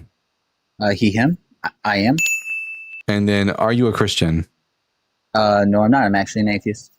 Oh, sorry. I'm only taking opposition right now. I can be a Christian, though, if you don't mind. I'll be respectful, too. Well, no, you're not actually a Christian. But I appreciate you coming up. Kilgore, are you at least 18 years old? Yes, sir. And what pronouns do you go by? He, him. And are you a Christian? I am, absolutely. Jesus Christ, my Lord and Savior. All right, I'm Dalton the Bible Guy. Which one of the 3 points on the board would you like to talk about? Yeah, I'd like to come up with the Jesus is dead part. And I think that the critical part for me is that on the cross, when he died, he became an atheist. He said, God, why have you forsaken me? Why have you abandoned me? That's not what an atheist is. If you're praying to God, you believe in God's existence, you're not an atheist. But if you say, God, you've abandoned me. That's not atheism. Where are you? You don't exist. I can interpret it how I like, can I? No.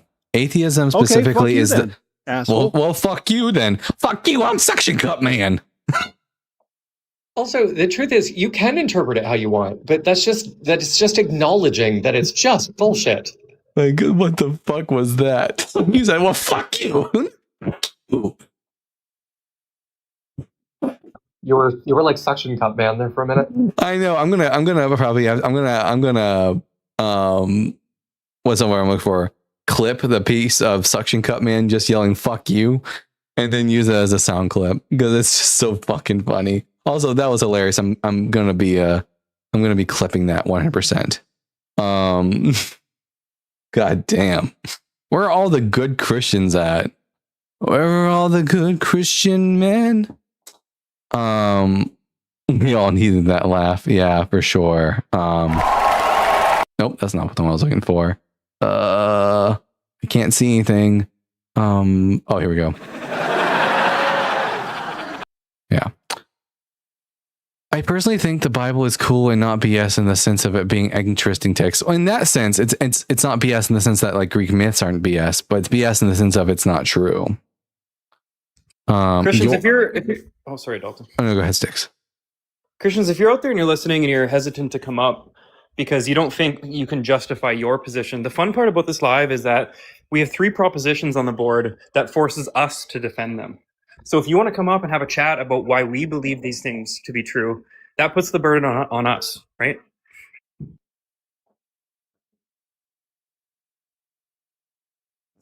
And also, this person Ace in the comment section, you've been repeating the same thing over and over again. We don't allow people to spam in the comment section. Hey, let's just all respect each other. Hard pass. I definitely won't respect someone if they come up and tell me that it's okay to fuck kids. I'm not respecting everyone. Fuck that. Why are you extraterrestrial? Am I? Do I look like an alien? He said I'm an extraterrestrial. Okay, Katy Perry.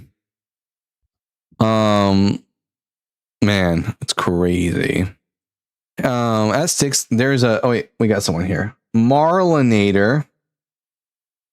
Are you at least 18 years old? Yo. Are you at least 18? Excuse me? are you at least 18 years of age? Fresh out. So that's a no. Jacob, are you at least 18 years old? Hello? Hello, are you at least 18? I'm 23, bro. And what pronouns do you go by?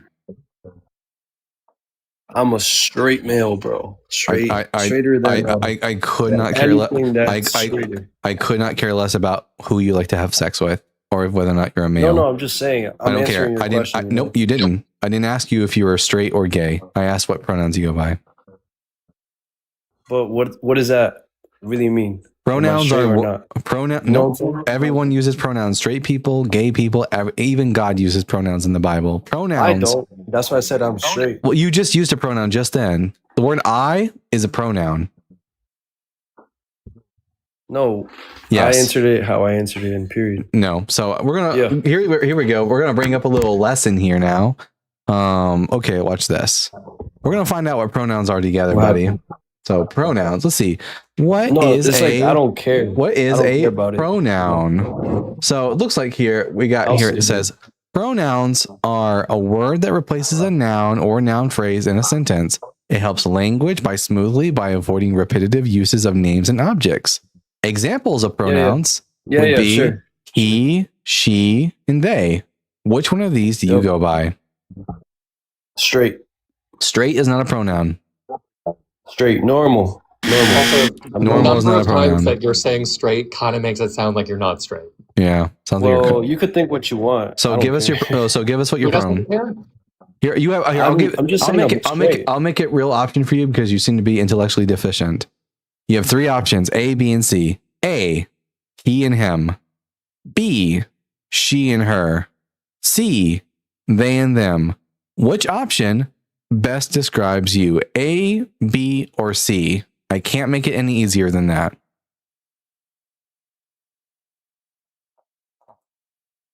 Man, 5th grade was hard, guys. You need to unmute yourself, bud. Oh, yeah. Hello? Okay. A, B, or C? D, the straight one. Nope. D. Are you stupid or are you just disingenuous? Disingenuous. Okay, well, I don't talk to disingenuous people. Thank you. Yeah. Fuck you. Why won't they just say A? I know, listen, because they're just the stupidest fucking people on the planet at this point. That's what I'm convinced of. Happy Pride, everybody. Yo, stop being mean, you Redditors, and submit to Kirk. I can't submit to Kirk because he got shot in the fucking neck. Took a huge L from a bullet. Let's see. Oh my god, that guy's been chirping about Kirk. I thought he was talking about Captain Kirk. I figured he was talking about Charlie Kirk because he's sucking Charlie Kirk's dick. That makes more sense. Yeah. My 11-year-old non-native speaker gets this. Like, seriously. Exactly, Anouk. If an 11-year-old can understand what I'm saying, then why can't these grown-ass Christian men understand? No way he knows what words mean. Yeah, it's true. Yeah. Disingenuous. He's like, I am disingenuous. He probably didn't know what that word meant. I just don't give a fuck. Well, I don't give a fuck about you. So, see how that works? He was leaning left in the end. What is leading? Charlie Kirk was leaning left in the end is crazy. What is the point of your life? To bash Christians to prove a point? Well, the whole point of this is hopefully to get smart and genuine Christians to come up and have conversations with me about their religion. Sadly, most of the people who call up are either stupid or just disingenuous, which I hate. I would love to talk to an actual genuine Christian. Well, we got a friendly coming up to ask a question. David Orbitz, as a recurring guest. David, what's your question today? My question revolves around Mark 12:18 today. All right, let's see. Mark 12. Jesus is kind of confusing me here a little bit because he's He's given a philosophical argument for continued existence. Yeah. Okay, some Sadducees who say, this is Jesus saying, some Sadducees who say there is no resurrection came to him, Jesus, and asked him a question saying, Teacher, Moses wrote for us that if a man's brother dies, leaving a wife but no child, the man shall marry the widow and raise up children for his brother. There were 7 brothers. The first one married, and when he died, left no children. And the second married the widow and died, leaving no children. And the third likewise. None of the 7 left children. Last of all, the woman herself died. In the resurrection, when they rise, whose wife will she be? For all 7 had married her. So what's the question? I think this is a pretty decent challenge to him. Yeah. And his response saying that God is not the God of the dead, but of the living, I'm a little confused by that. Well, that is okay. Let me continue to read on. Jesus said to them, Is not this the reason you are wrong, that you neither know the scriptures nor the power of God? For when people rise from the dead, so he's talking about the resurrection right now, they shall neither marry nor be given in marriage, but are like angels in heaven. And as for the dead being raised, have you not read in the book of Moses, in the story about the bush, how God said to him, I am the God of Abraham, the God of Isaac, and the God of Jacob. He is God not of the dead, but of the living. You are quite wrong. So the idea here is that, or for the reason why he says, I am the God, he doesn't say I'm the God of Abraham, Isaac, and Jacob, and that God isn't the God of dead people, because dead people, they don't submit to God. But in the resurrection, also remember that God is sort of this eternal being who is and who was and who shall be. And this it has this sort of outlook on time that's different from the rest of creation. And that when he says, I am the God of Abraham, he's saying that Abraham, Isaac, and Jacob, they're not truly dead. Even if their bodies are gone, they're not truly dead, that they're still alive in the world to come. And that also the resurrection is going to occur, which is if they're still alive in the world to come, why are they being kept alive for the resurrection? Okay, so he's saying that they never actually spiritually died? Yeah, that they continue to be alive in some sense. Because the Sadducees not only don't believe in the resurrection, they don't believe in spirits and of any kind of afterlife. Okay. I'm still a little confused as to how this, does Jesus not believe at this time that God is also the God of the dead? Well, Jesus' position is that no one is truly dead, is the thing, and that everyone is actually truly alive in the world to come. Okay, so it's just another life is what Jesus is defining it as. The Pharisees don't believe in an afterlife. They believe that when you die, you cease to exist, like we do as atheists. So he's saying to them that God's not the God of the dead, but of the living, and that he's saying that Abraham, Isaac, and Jacob are still alive, just not in this world. Okay. All right. Well, I think that cleared up my question a little bit. All right. Well, you have a wonderful day, David. Thank you for your question. Yeah. You guys too. W. David for always coming up with really good questions. Those are questions that I know we asked a lot. Someone said something about dudes kissing. Bro's watching too many dudes kissing. Right now? I don't see any dudes kissing right now. Are you two kissing? Mwah. Mwah. I love the insecure Christian man in the comment section. All right. Oh God. Crusader Night. Crusader Night. We posted a second video of you on Arwen's YouTube channel. It was fantastic. Just so everyone knows, Crusader Night goes by he, him. They're a Christian. They are over 18. So Crusader Night. Which one of the 3 topics on the board did you want to talk to us about today? The fifth one, that you are a man wearing makeup. Yeah. Oh wow. And I look hot as fuck, don't I? Oh, Crusader Night. Oh, I sexually confused him and he had to let everyone know. By the way, everyone, if you want to see Crusader Night get absolutely fucking obliterated, go to the Arwen Show on YouTube. We have 2 videos with Crusader Night. One where he says that you deserve the death penalty for merely turning around. and the second where he says he received the death penalty for telling a single lie. He also said that God was wrong at one point, which was fun. So he got absolutely obliterated. All right, we got another guest here who keeps requesting up and then unrequesting. So I don't know what that's about. They're gone now, so I guess they don't want to talk. And now they're here. Gra ooh la la. Are you at least 18 years old? Yes, sir. And what pronouns do you go by? I'm a he. And are you a Christian? No. Oh, what are you? I'm an atheist. Oh, what brings you up? Well, I just wanted to encourage anyone who is Christian to just really, look into the morality of the Bible and see who really wrote it and what it's really preaching for. And if you're a good person, I think you'll stray away from that and, see that it's false. And so I just encourage people to be critical thinkers, because religion, it's holding a lot of people back, man. So yeah. Well, W, take on that. Thank you for coming up. Yes, sir. Shadow Slays, another friendly. Shadow, what brings you up, bud?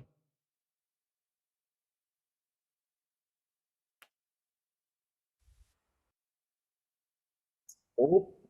Hey, Testing bud. 1 2 1 2. Hello, hello. Howdy. Bible guy, looking amazing and fabulous today. I have a Bible quiz question for you if you are ready. A Bible quiz question? All right. I like being quizzed. Bible trivia. So, according to the Bible, does iron float?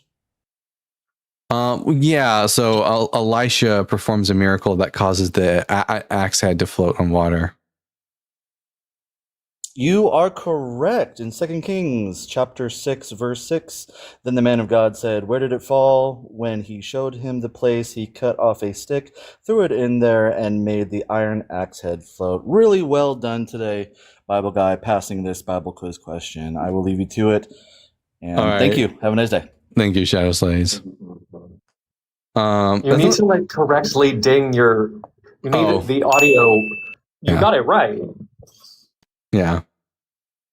That fat guy won. From one fat guy to another, I must ask you the question. Are you at least 18 years old? Niggers, fuck niggers.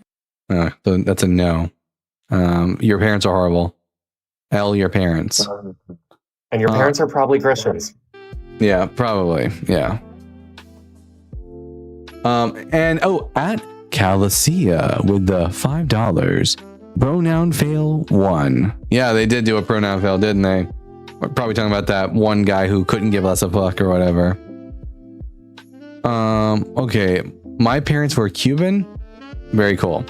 Hell yeah, that was the most truth I've heard this stream. Bring that guy back up. I mean, the atheist? Yeah, that was the most truth we've heard in the stream was when an atheist was talking. What are your pronouns? He and him. Man. Oh, okay. Oh yes. YouTube Punk sent me a question in my personal DM, so we're gonna go ahead and give that a read for the audience. YouTube Punk is a mod over on the YouTube side of things, and they do a fan-fucking-tastic job doing what they do. Big W to YouTube Punk. Let's take a look. Dalton, you often talk about the 10-year gap in the Jesus birth narrative. Question, whichever story came second, didn't they have access to the previous birth narrative? Why did the later author write a different story with a 10-year gap, in your opinion? Thanks. And to be honest, I don't know.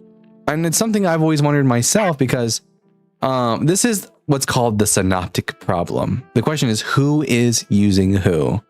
And as I've always understood it, Mark was written first, and then Matthew second, and then Luke third, and then John fourth. And that Matthew and Luke were both using Mark as a source. And then Matthew and Luke copied from each other. So someone had to have access to someone else. And because I think Luke is a pretty late book and Matthew a lot earlier, it seems like Luke would have access to Matthew. But I don't know why Luke created his own narrative. Maybe it's because I just have no idea, to be honest, and I don't want to pretend to know. Yeah, what's up, Sticks? I think there's more support in scholarship for the Q source than any other hypothesis that accounts for the synoptic problem, and most variations of the Q source hold that the double tradition, or sorry, I guess that Luke probably didn't have access to Matthew. Now, there's a couple things at play here. One, they both derive their material from Mark, which doesn't have that story in it at all, right? Yeah. So if it's the case that like the virgin birth, that whole narrative was pulled from somewhere, it's not Mark, right? Now, there's also some speculation within scholarship as to whether or not Luke chapters 1 and 2 are even authentic to Luke. And there's a number of reasons for that.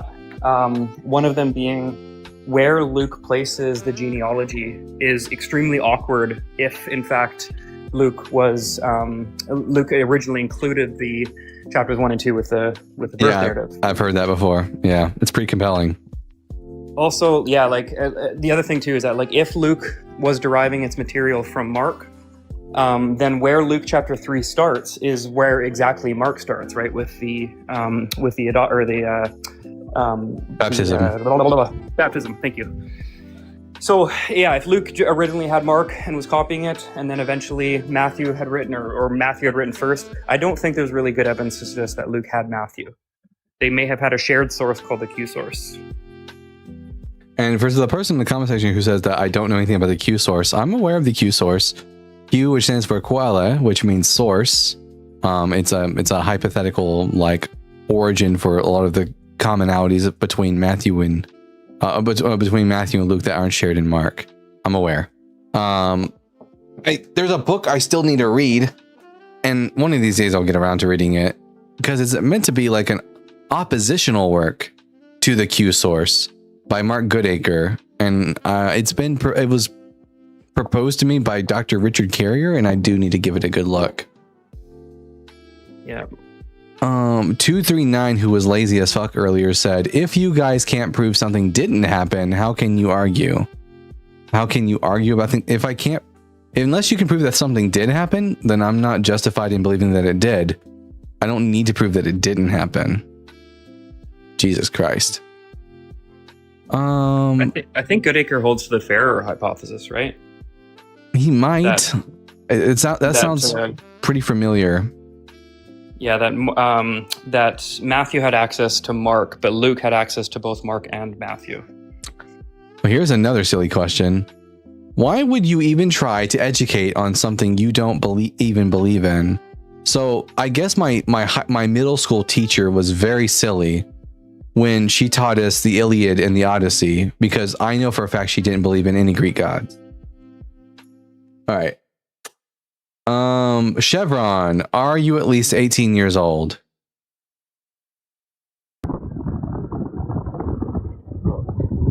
Wait, yeah, I didn't mean to come in here. I'm sorry. Oh, you're good.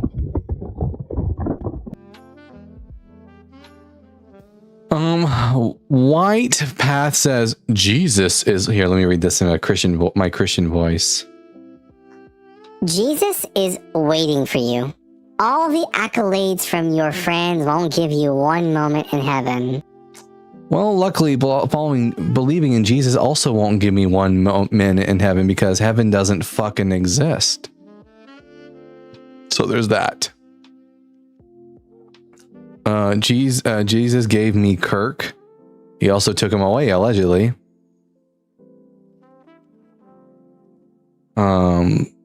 Let's see. I think I might do a restart on TikTok so we can get some actual opposition in here. So you two are more than welcome to join me back up, and we'll see you all again in just a hot minute. Watch how fast I am with it. And boom, live. So fast. And on YouTube today, y'all get to see this. Now you get to see the filters I'm wearing.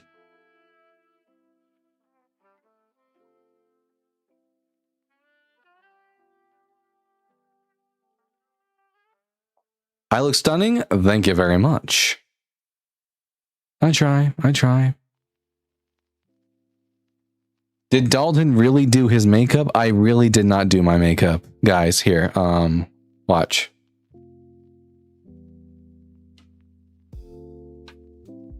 I just recognize that I look, you know.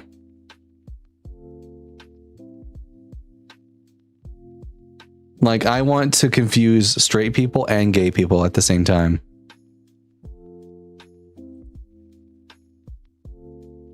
That is the goal.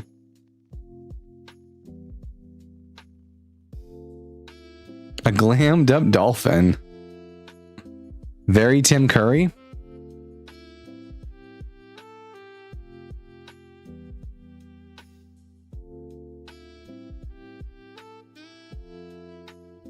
Yeah, send in some super chats glazing me on how hot I am. Let the Christians know that they can't put me down.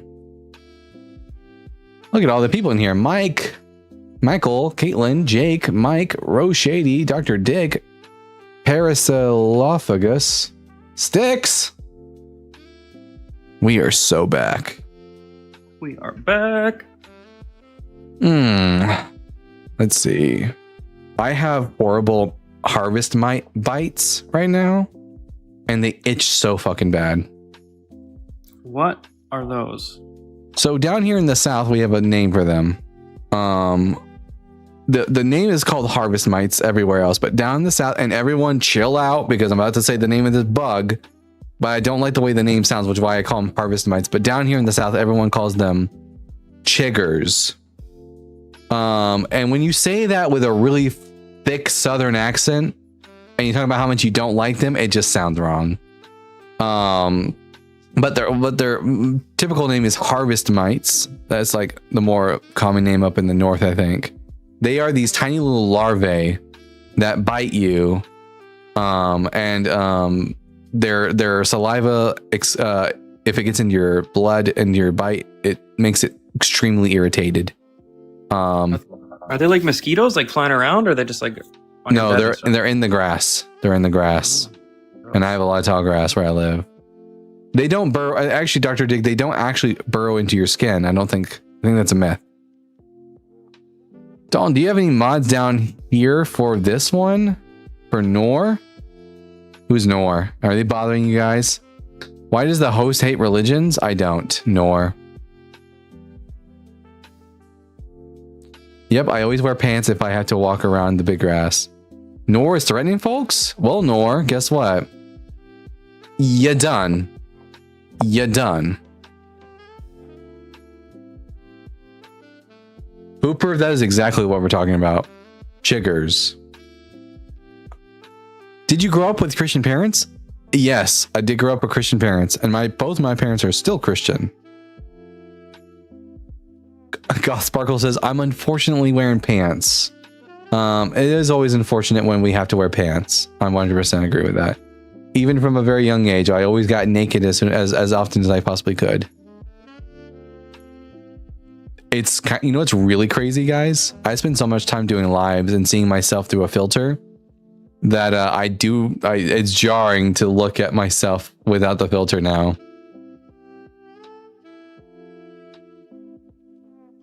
I feel like I'm catfishing all of you.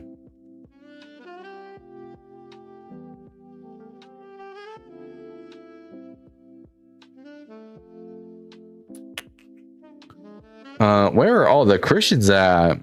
Christians, come on up. Let's have a conversation. I promise I don't bite unless you ask me to.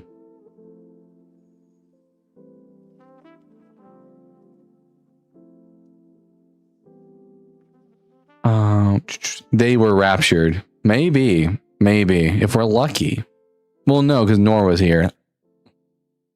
It blows my mind how good filters I've gotten nowadays. Yep, I'm old. Oh yeah, for sure. I remember in the early days on Snapchat filters, how they worked. They were not very good. Dalton is making...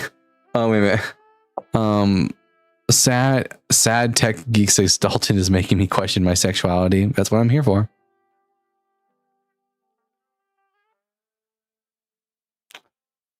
They're all watching FIFA. Is that soccer? Yeah, I've got it on in the background here. It's just first game just started. Or football, as everyone else calls it, which makes much more sense. You know, they had prior to the tournament being like all the fixtures being decided, there was a like they set the schedule before the teams were, you know, officially announced or put into groups for the different groups, and they had set aside a game that was going to be the Pride game, right? Turns out the team that got that Pride game are Iran and Egypt. Rin says, I don't believe in atheism. That statement doesn't make any sense. Atheism isn't something you can believe in or not believe in. That doesn't make any sense. Renz, I'm guessing you don't know what atheism is if you said that. Well, you don't believe in not believing, apparently. Yeah, I guess they think I secretly believe. The only way you can not believe in atheism is if you think that I, you know, that I actually do believe in God.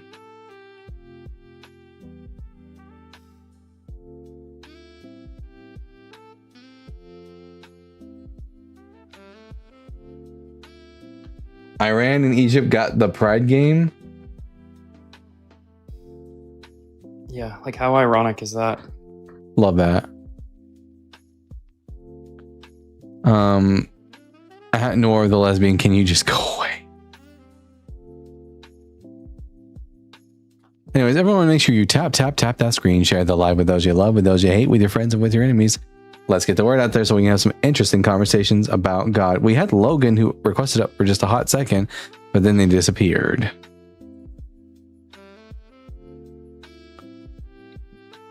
They said just putting up. Oh, sorry. They said they would withdraw if any pride flag was at the event. Then let them withdraw. TJ Boomin, just a public call for you to come and debate us. Talking a lot of smack in the comments. They won't call up. I doubt it. Oh, too cowardly. Ugh. But we have here PV Connor. PV Connor, are you at least... Oh, they disappeared. They're not here anymore. Oh well.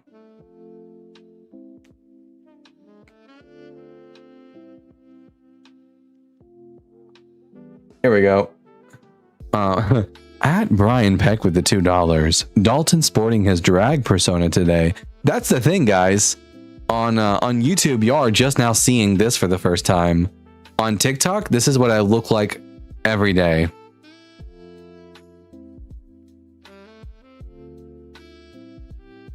Gossparkle says it is so dang hot here in Indiana and humid. Hate that. I just got my pool put up. Are you in the United States of America? I am. They are avoiding the ban with a new account. Where?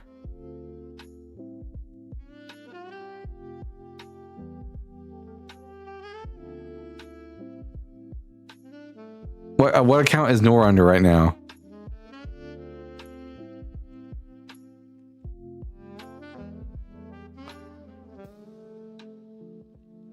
Nor the lesbian? I don't see Nor the lesbian. Do you? Sticks?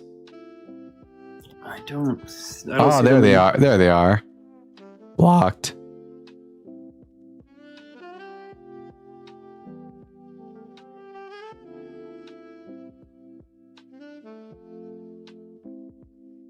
Async says, hi, I am a Christian and I won't try to argue with you. Oh, equality. What was that? Apparently Equality is a big soccer fan. Async says, hi, I am a Christian and I won't try to argue with you, but why do you have to come off as hostile? Listen, it completely depends on the person. There are some people that we have nice, chill conversations with, but when you're a dumbass, yeah, I'm a bit hostile towards dumbasses. Whoa, what are we doing over here? Look at that tall building. I'd love to see a tall building. Jesus Christ, look at all those people. That would exhaust me. They're watching the game, yeah. That's what it is. Christian men, open your mouths and fill it with my holiness. Open your mouth and fill it with my holiness.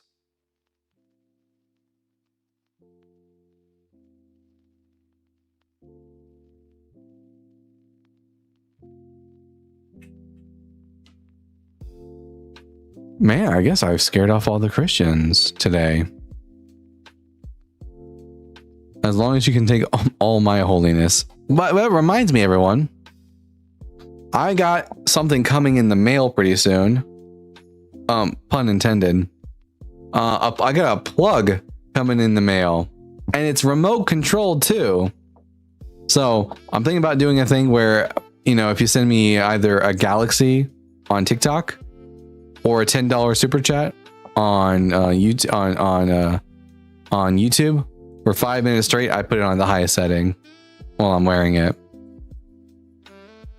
That's crazy of me to say, but that's what we do here on the Bible Guy Show. Pegging is literally our brand. Something coming in the mail to fill your holiness? Exactly. Exactly. Spicy Alamo.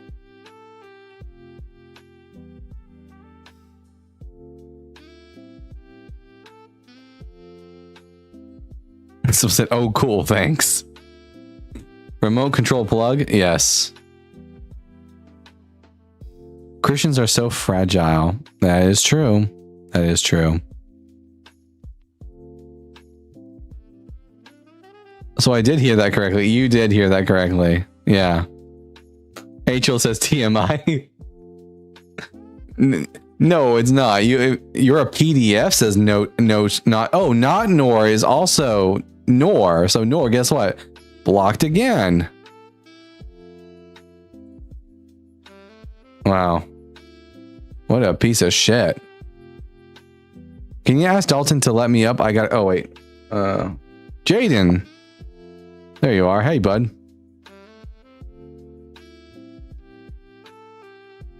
Thank you, Rebel Apostate. Hey, bud. What's up, buddy? That person is unwell. It would look like it. Fallen. It would look like it for sure. Sticks, where have you been, dude? I haven't talked to you fucking forever. Just been following Dalton around. Oh, like always. I should have gotten the Bluetooth compatible one. Maybe in the future.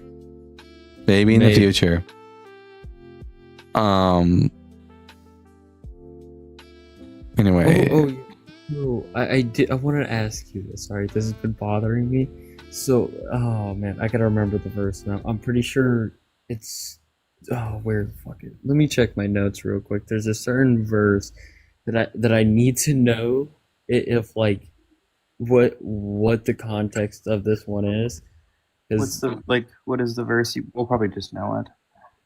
Yeah, it's the one where it talks about if your dick is chopped off or not. Oh, you're talking about in the law of Moses that if you're a eunuch, that you cannot enter into the congregation of the Lord. Yeah, hold up. Yeah, the authors and redactors and editors of the Pentateuch had a bias against people who were eunuchs. Oh. And so if you were a eunuch, 20:1. yeah, so if you were a eunuch, you had crushed testicles or anything like that, that was considered a defect, and as a result, you were not allowed to enter into the temple to offer your sacrifices. So what I was kind of wondering is like, who actually had their penis cut off? Eunuchs. Well, they didn't have. I don't know if they necessarily had their penises cut off, but they had their testicles removed. Well, it says penis is cut off, so I don't know if it actually means like. Which verse was it? Deuteronomy what? Deuteronomy 23:1. It is definitely not referring to circumcision, I'll tell you that. No one whose testicles are crushed or whose penis is cut off shall come into the assembly of the Lord. So the first one, testicles, refers to eunuchs, and the penis being cut off, I guess like a horrible accident. Anytime basically there are many instances where people who are what's the word I'm looking for, amputated or dismembered in some member are spoken of as if they cannot enter into the temple. So it's not just like I think genitalia. He could be talking about Matthew as well. Matthew talks about how, like, if you're a eunuch by like if you're born that way, or if you were like made a eunuch by others, that you're I think he says that you're still accepted in the kingdom of heaven or something like that. Yeah, that's true. So what was it exactly you wanted to know, Jaden? Yeah, I wanted to know the context of that. Like, why is this being said at all? Yeah, mostly because the authors of the Pentateuch believe that if you are maimed in any way, that you are defective and you're not whole and you're not complete, and thus that's why you're not permitted to enter into the congregation of the Lord. It's the same principle behind why when they offered up the Passover lamb, it had to be a lamb without scars and without blemish. What's I find interesting about that, though, is why in Exodus 4:11 does it seem like, because it says, "Then the Lord said to him, give speech to mortals. Who makes them mute or deaf, seeing or blind? Is it not I, the Lord?"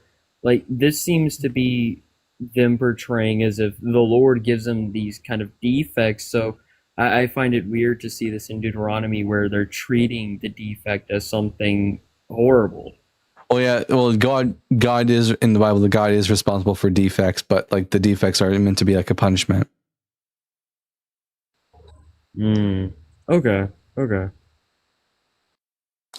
Period in the comment section says, "Who made you?" And then they said, "I will pray for you." First off, no one gives a fuck. Secondly, my parents. They got crazy one night, and then 9 months later, I was made. Right out. That's how that works. Diggs, you on his ass. Who, the Christian we were talking to earlier? Yeah, this is TJ, just baiting him to come out, but he's too terrified. All right, we got a Christian here. I think maybe a Christian. We'll see. Parker JPs, are you at least 18 years old? I'm 31. And what pronouns do you go by? He, him. And are you a Christian? I grew up Christian. I don't actually follow the church's dogma. But do you still believe in like Jesus and stuff like that? I believe the stories have good lessons that should be taken into account, but I feel like the interpretations of churches are perverse. So I still believe God is relevant and real, but in a different form. I don't think God is innately good or evil. I think God simply is. The simplest way I could explain it, in my perspective, is that it's, to put it in a parallel, I think of it similar to like Final Fantasy, the live stream type perspective. But my own true perspective has gone down to like a quantum scientific level of frequency and lenses. And the irrefutable fact that frequency is a projection from lenses. Who knows, Joe? Are you at least 18 years old? Hi. Yes, I am over 18. And what pronouns do you go by? Whatever you want. Nope. What pronouns do you go by? He, him. How's that? And are you a Christian? Yes. All right, I'm Dalton, the Bible guy. Which one of the 3 points on the board would you like to discuss with me? You're saying Christianity is false. Yes. Why? Because the central claim of Christianity is that Jesus is the Messiah. But the problem is that he didn't fulfill any prophecies about the Messiah from the Old Testament. He didn't. Not a one. Not one. Not one. So that's why the Romans got really mad then. No. The Romans got mad because he was claiming to be a Messiah, which is a claim to being a king, and that would be considered treason. Okay. Hey, thank you for having me up. You already told me that I can't deal with you right now, so I'm going to go. Thank you for having me up. Hope you have a good time. Bye. What? What? All right. Halal Hogan 7, are you at least 18 years old? Yes. And what pronouns do you go by? He, him. And are you a Christian? Yes. And I'd like to ask you, if Christianity is false and you're atheist, where do we get our morals from if not from a moral creator? Yeah, from an assessment of fairness and well-being. Explain that, please. Yeah, so, we all choose goals for what it is what we're striving towards. The goal that I've chosen is fairness and well-being. And then I use my sense organs, like my eyes, for example, my ears, and all my sense organs to take in sense data and to compute that sense data. And I'm able to see when something is detrimental or beneficial towards the goal that I've chosen, being fairness and well-being. Okay, but isn't that technically subjective? Because I can just say my goal, hypothetical. This is hypothetical. All morals of people, whether they're atheist or Christian, are just subjective by the definition of the word subjective. And that's not true, but I can say in your view. Let's test that. Do you know what the word subjective and objective mean? Sure, yes, but please don't interrupt me.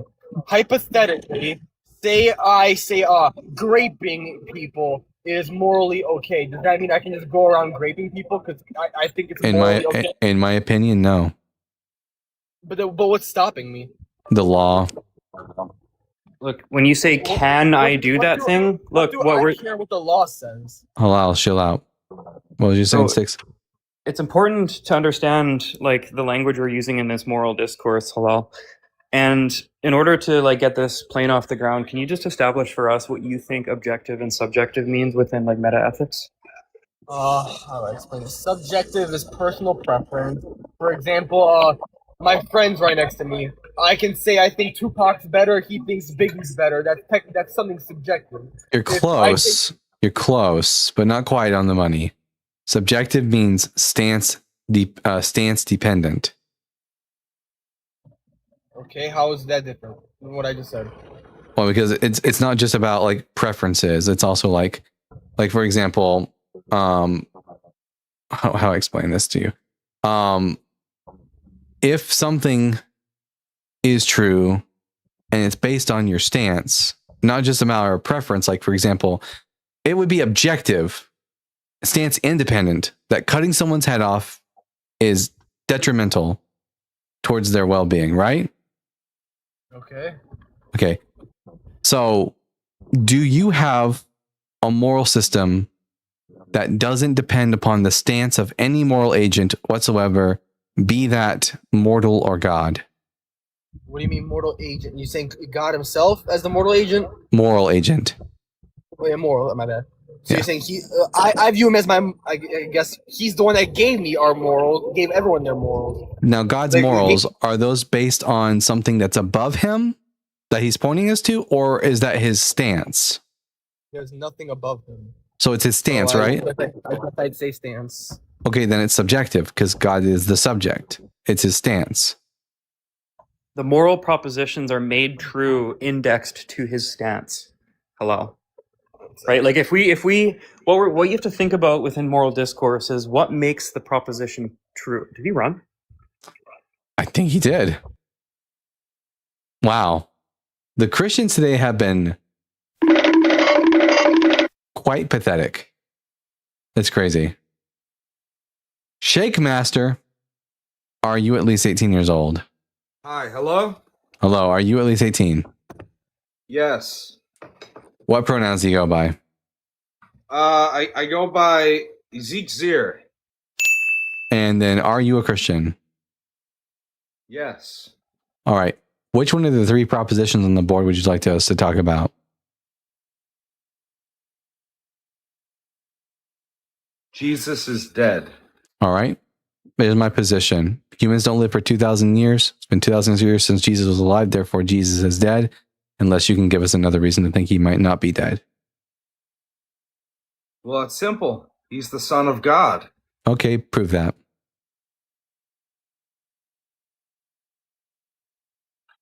You know, the more you question it, the less authentic it's going to feel to you. That's not a response to what I just said. Prove that Jesus is the Son of God. Are you comfortable with being as fat as you are? Yep. Now, can you give us a reason to think Jesus is the Son of God? Is it the case that you don't have reasons, Shake? Yeah, is that what's happening right now? You had to attack my beautiful, beautiful face because you don't have any reasons for us to really think that Jesus is the Son of God as opposed to just a dead Jewish loser from 2,000 years ago?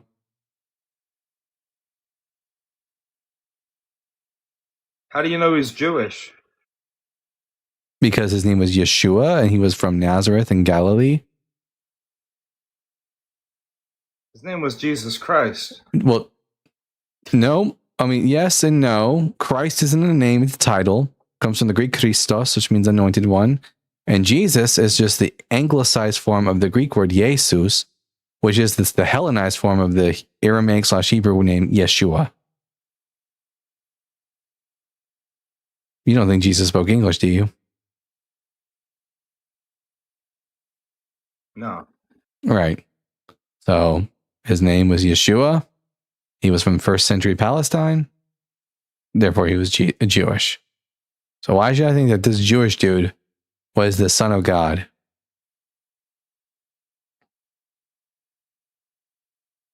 Dalton, just so you know, on my end, I do have echo on your side. How do I fix that? Am I causing that? No, it's fine. But just answer the question. Do you have reasons to believe that he was God or the Son of God and not just a dead Jewish guy? Yes. He committed miracles. Committed miracles. I love that. He didn't just perform miracles, he committed them. What's the evidence that Jesus committed miracles? Well, I wasn't told this when I was younger, but as I grew, I came to the conclusion that Jesus was going to be the only way to stop me from being with so many prostitutes. I don't care. What's the evidence that Jesus committed miracles?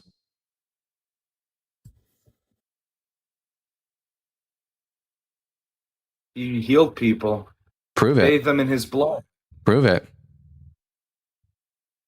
Bathe them in his blood and they come out You're 5 years younger. Okay, you're either extremely illiterate about your own religion or you're a troll. Those are the only options. No one is. Mary was pregnant at 16. All right. God damn. Can we get one smart Christian in here? Hey, for you not to believe in him, you know a lot about Jesus Christ, little yeah, daddy. whoa. Chill out. Wait, did you just use a slur? Bitch. All right. No, the only bitch here is the one who had to use a slur in order to get out of having a genuine conversation. These Christian men are such losers. Luch, are you at least 18 years old? Please don't be a loser. Hi. Are you at least 18 years old? Yeah, I'm over 18. And what pronouns do you go by? What am I what? What pronouns do you go by? Him. All right. And are you a Christian? No, I'm agnostic. You're agnostic. That explains why you were too smart. You answered these questions too easily. What brings you up? Did you say agnostic or gnostic? Agnostic. I was just wondering, what makes you an atheist? I lack a belief in a God. I know, but I mean, don't you think it's a bit definitive to say that there absolutely is none? Well, that's not the atheist position.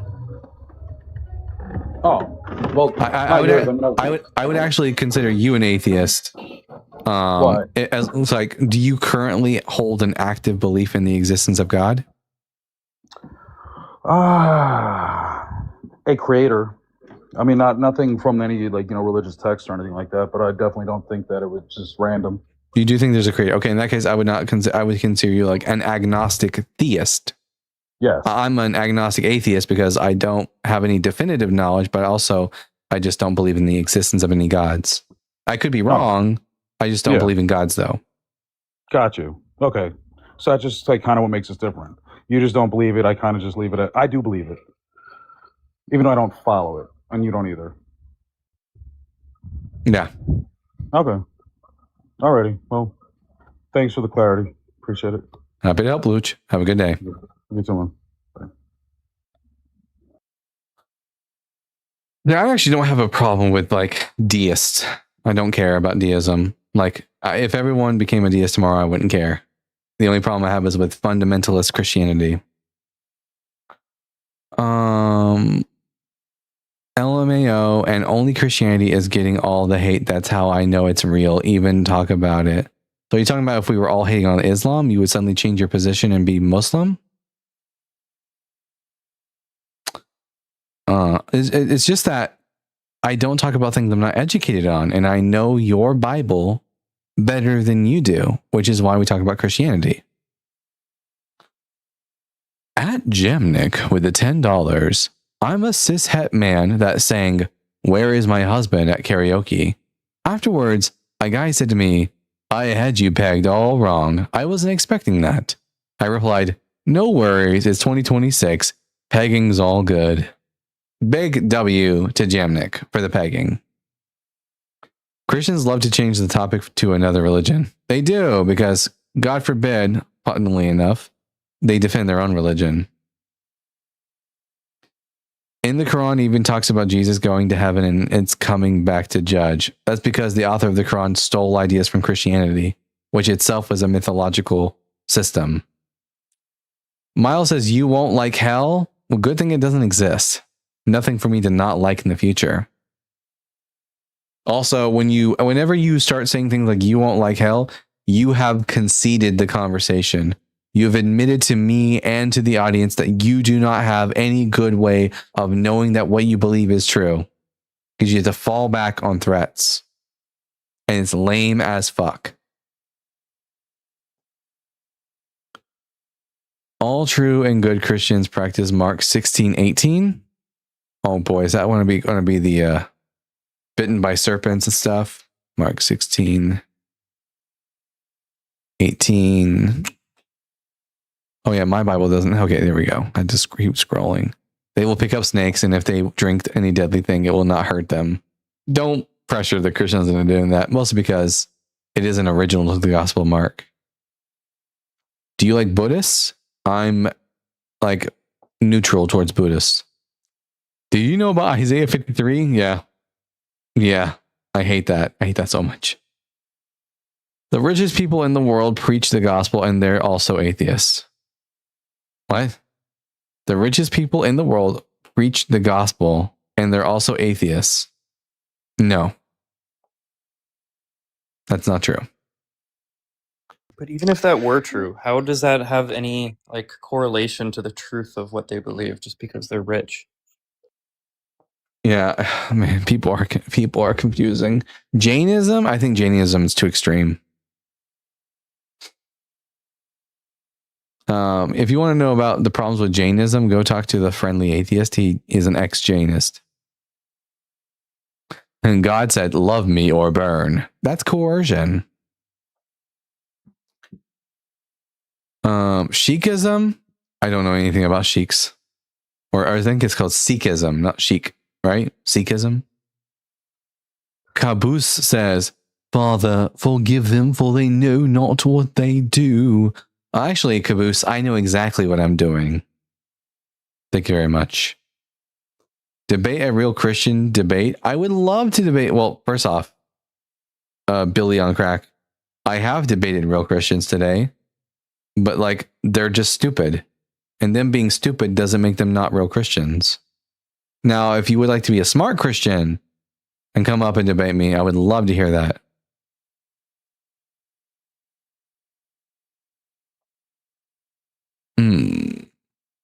I know exactly what I'm doing, and I refuse to believe in a man-made religion. Exactly. Do you think there's a Denny's in hell? I hope so.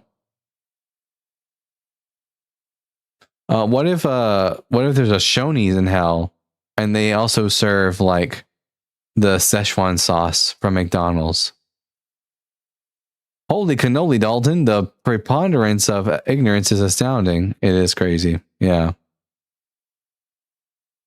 It would be the bad Denny's. No, hell is where all the good shit is at.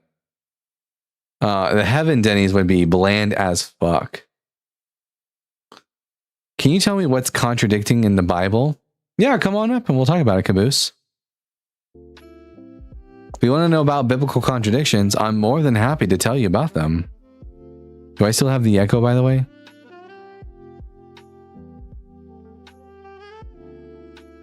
Sticks? Oh, sorry, buddy. Yeah, a little bit. It's not like unbearable, but I wonder, because I used to be able to turn that off, but the option is no longer present in the audio mixer settings.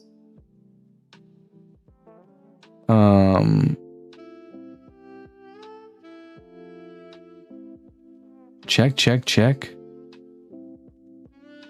Microphone, speaker. Here. What if I do it like this? Can you? Is it still echoing? same thing. Yeah. All right. Mason One Tree got deleted. Mason, are you at least 18 years old? Hello. Goodbye. Hello. I follow Pegism? Hell yeah. We can all be pagans. That's what the followers of Peggy are called. Pagans. Holy Yeetus, the fetus, Batman. Alright, well look, it doesn't look like we're getting any more opposition right now. So I think I'm going to probably call it, plus I'm hungry as hell. So, anyways. Oh wait, TJ Boomin's going to come up. Alright. TJ, are you at least 18 years old?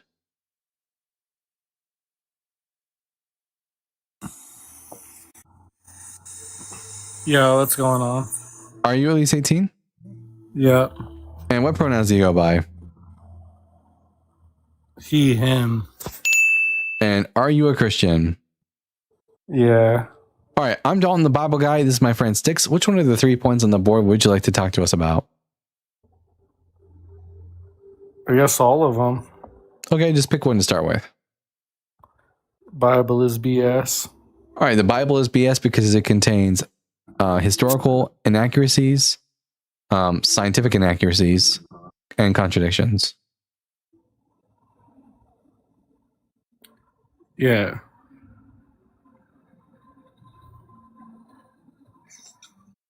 And now you say something. Is this your first conversation ever?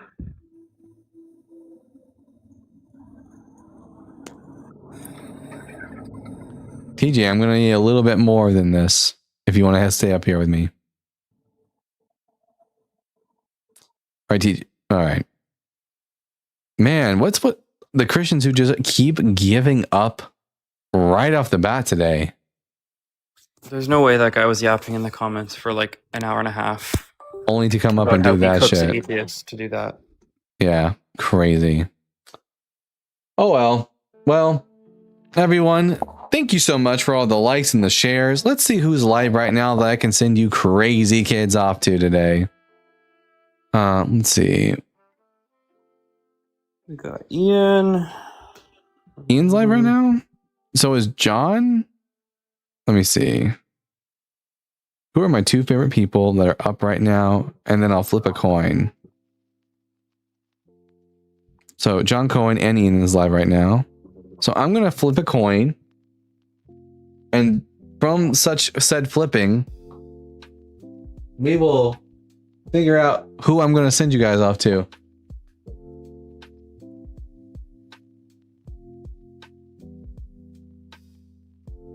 Well, this is the problem, is that I don't keep physical money around me. One moment.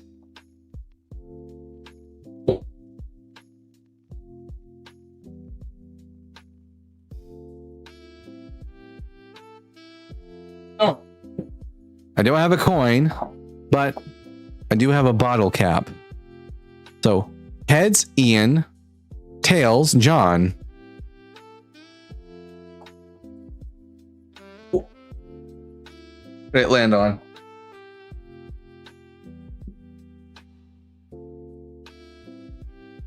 It landed on tails up. So that means that you are all going to go over to John Cohen's live and you're going to tell them that the Bible guy sent you. And with that, I've been the Bible guy.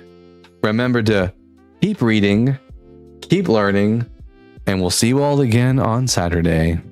And actually, we'll probably see you guys later tonight. I'm going to be doing a Bible guy after dark where I don't know if I'll be taking guests, but I will be drawing.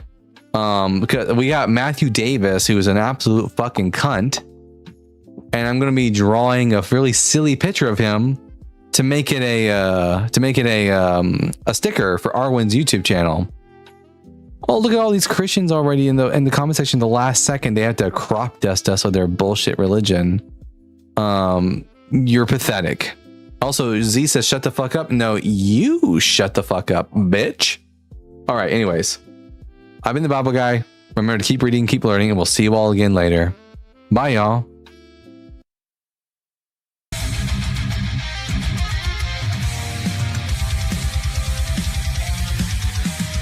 Born from dust and questioning fire, wielding truth like a sword of desire. Ancient scrolls and cosmic flame. He tears through myth, he breaks the chain. Echoes of prophets, the stars align. Knowledge and thunder intertwine. Reason ascends where blind faith fell. He reads the word and he reads it well. The Bible guy, seeker of the light. Through time and fire he rides the night. With reason's blade and wisdom's cry. The world shall hear the Bible guy. Scrolls of ages, words aflame. He dares to question every name. From Eden's dawn to Calvary's sky, he breaks the chains of every lie.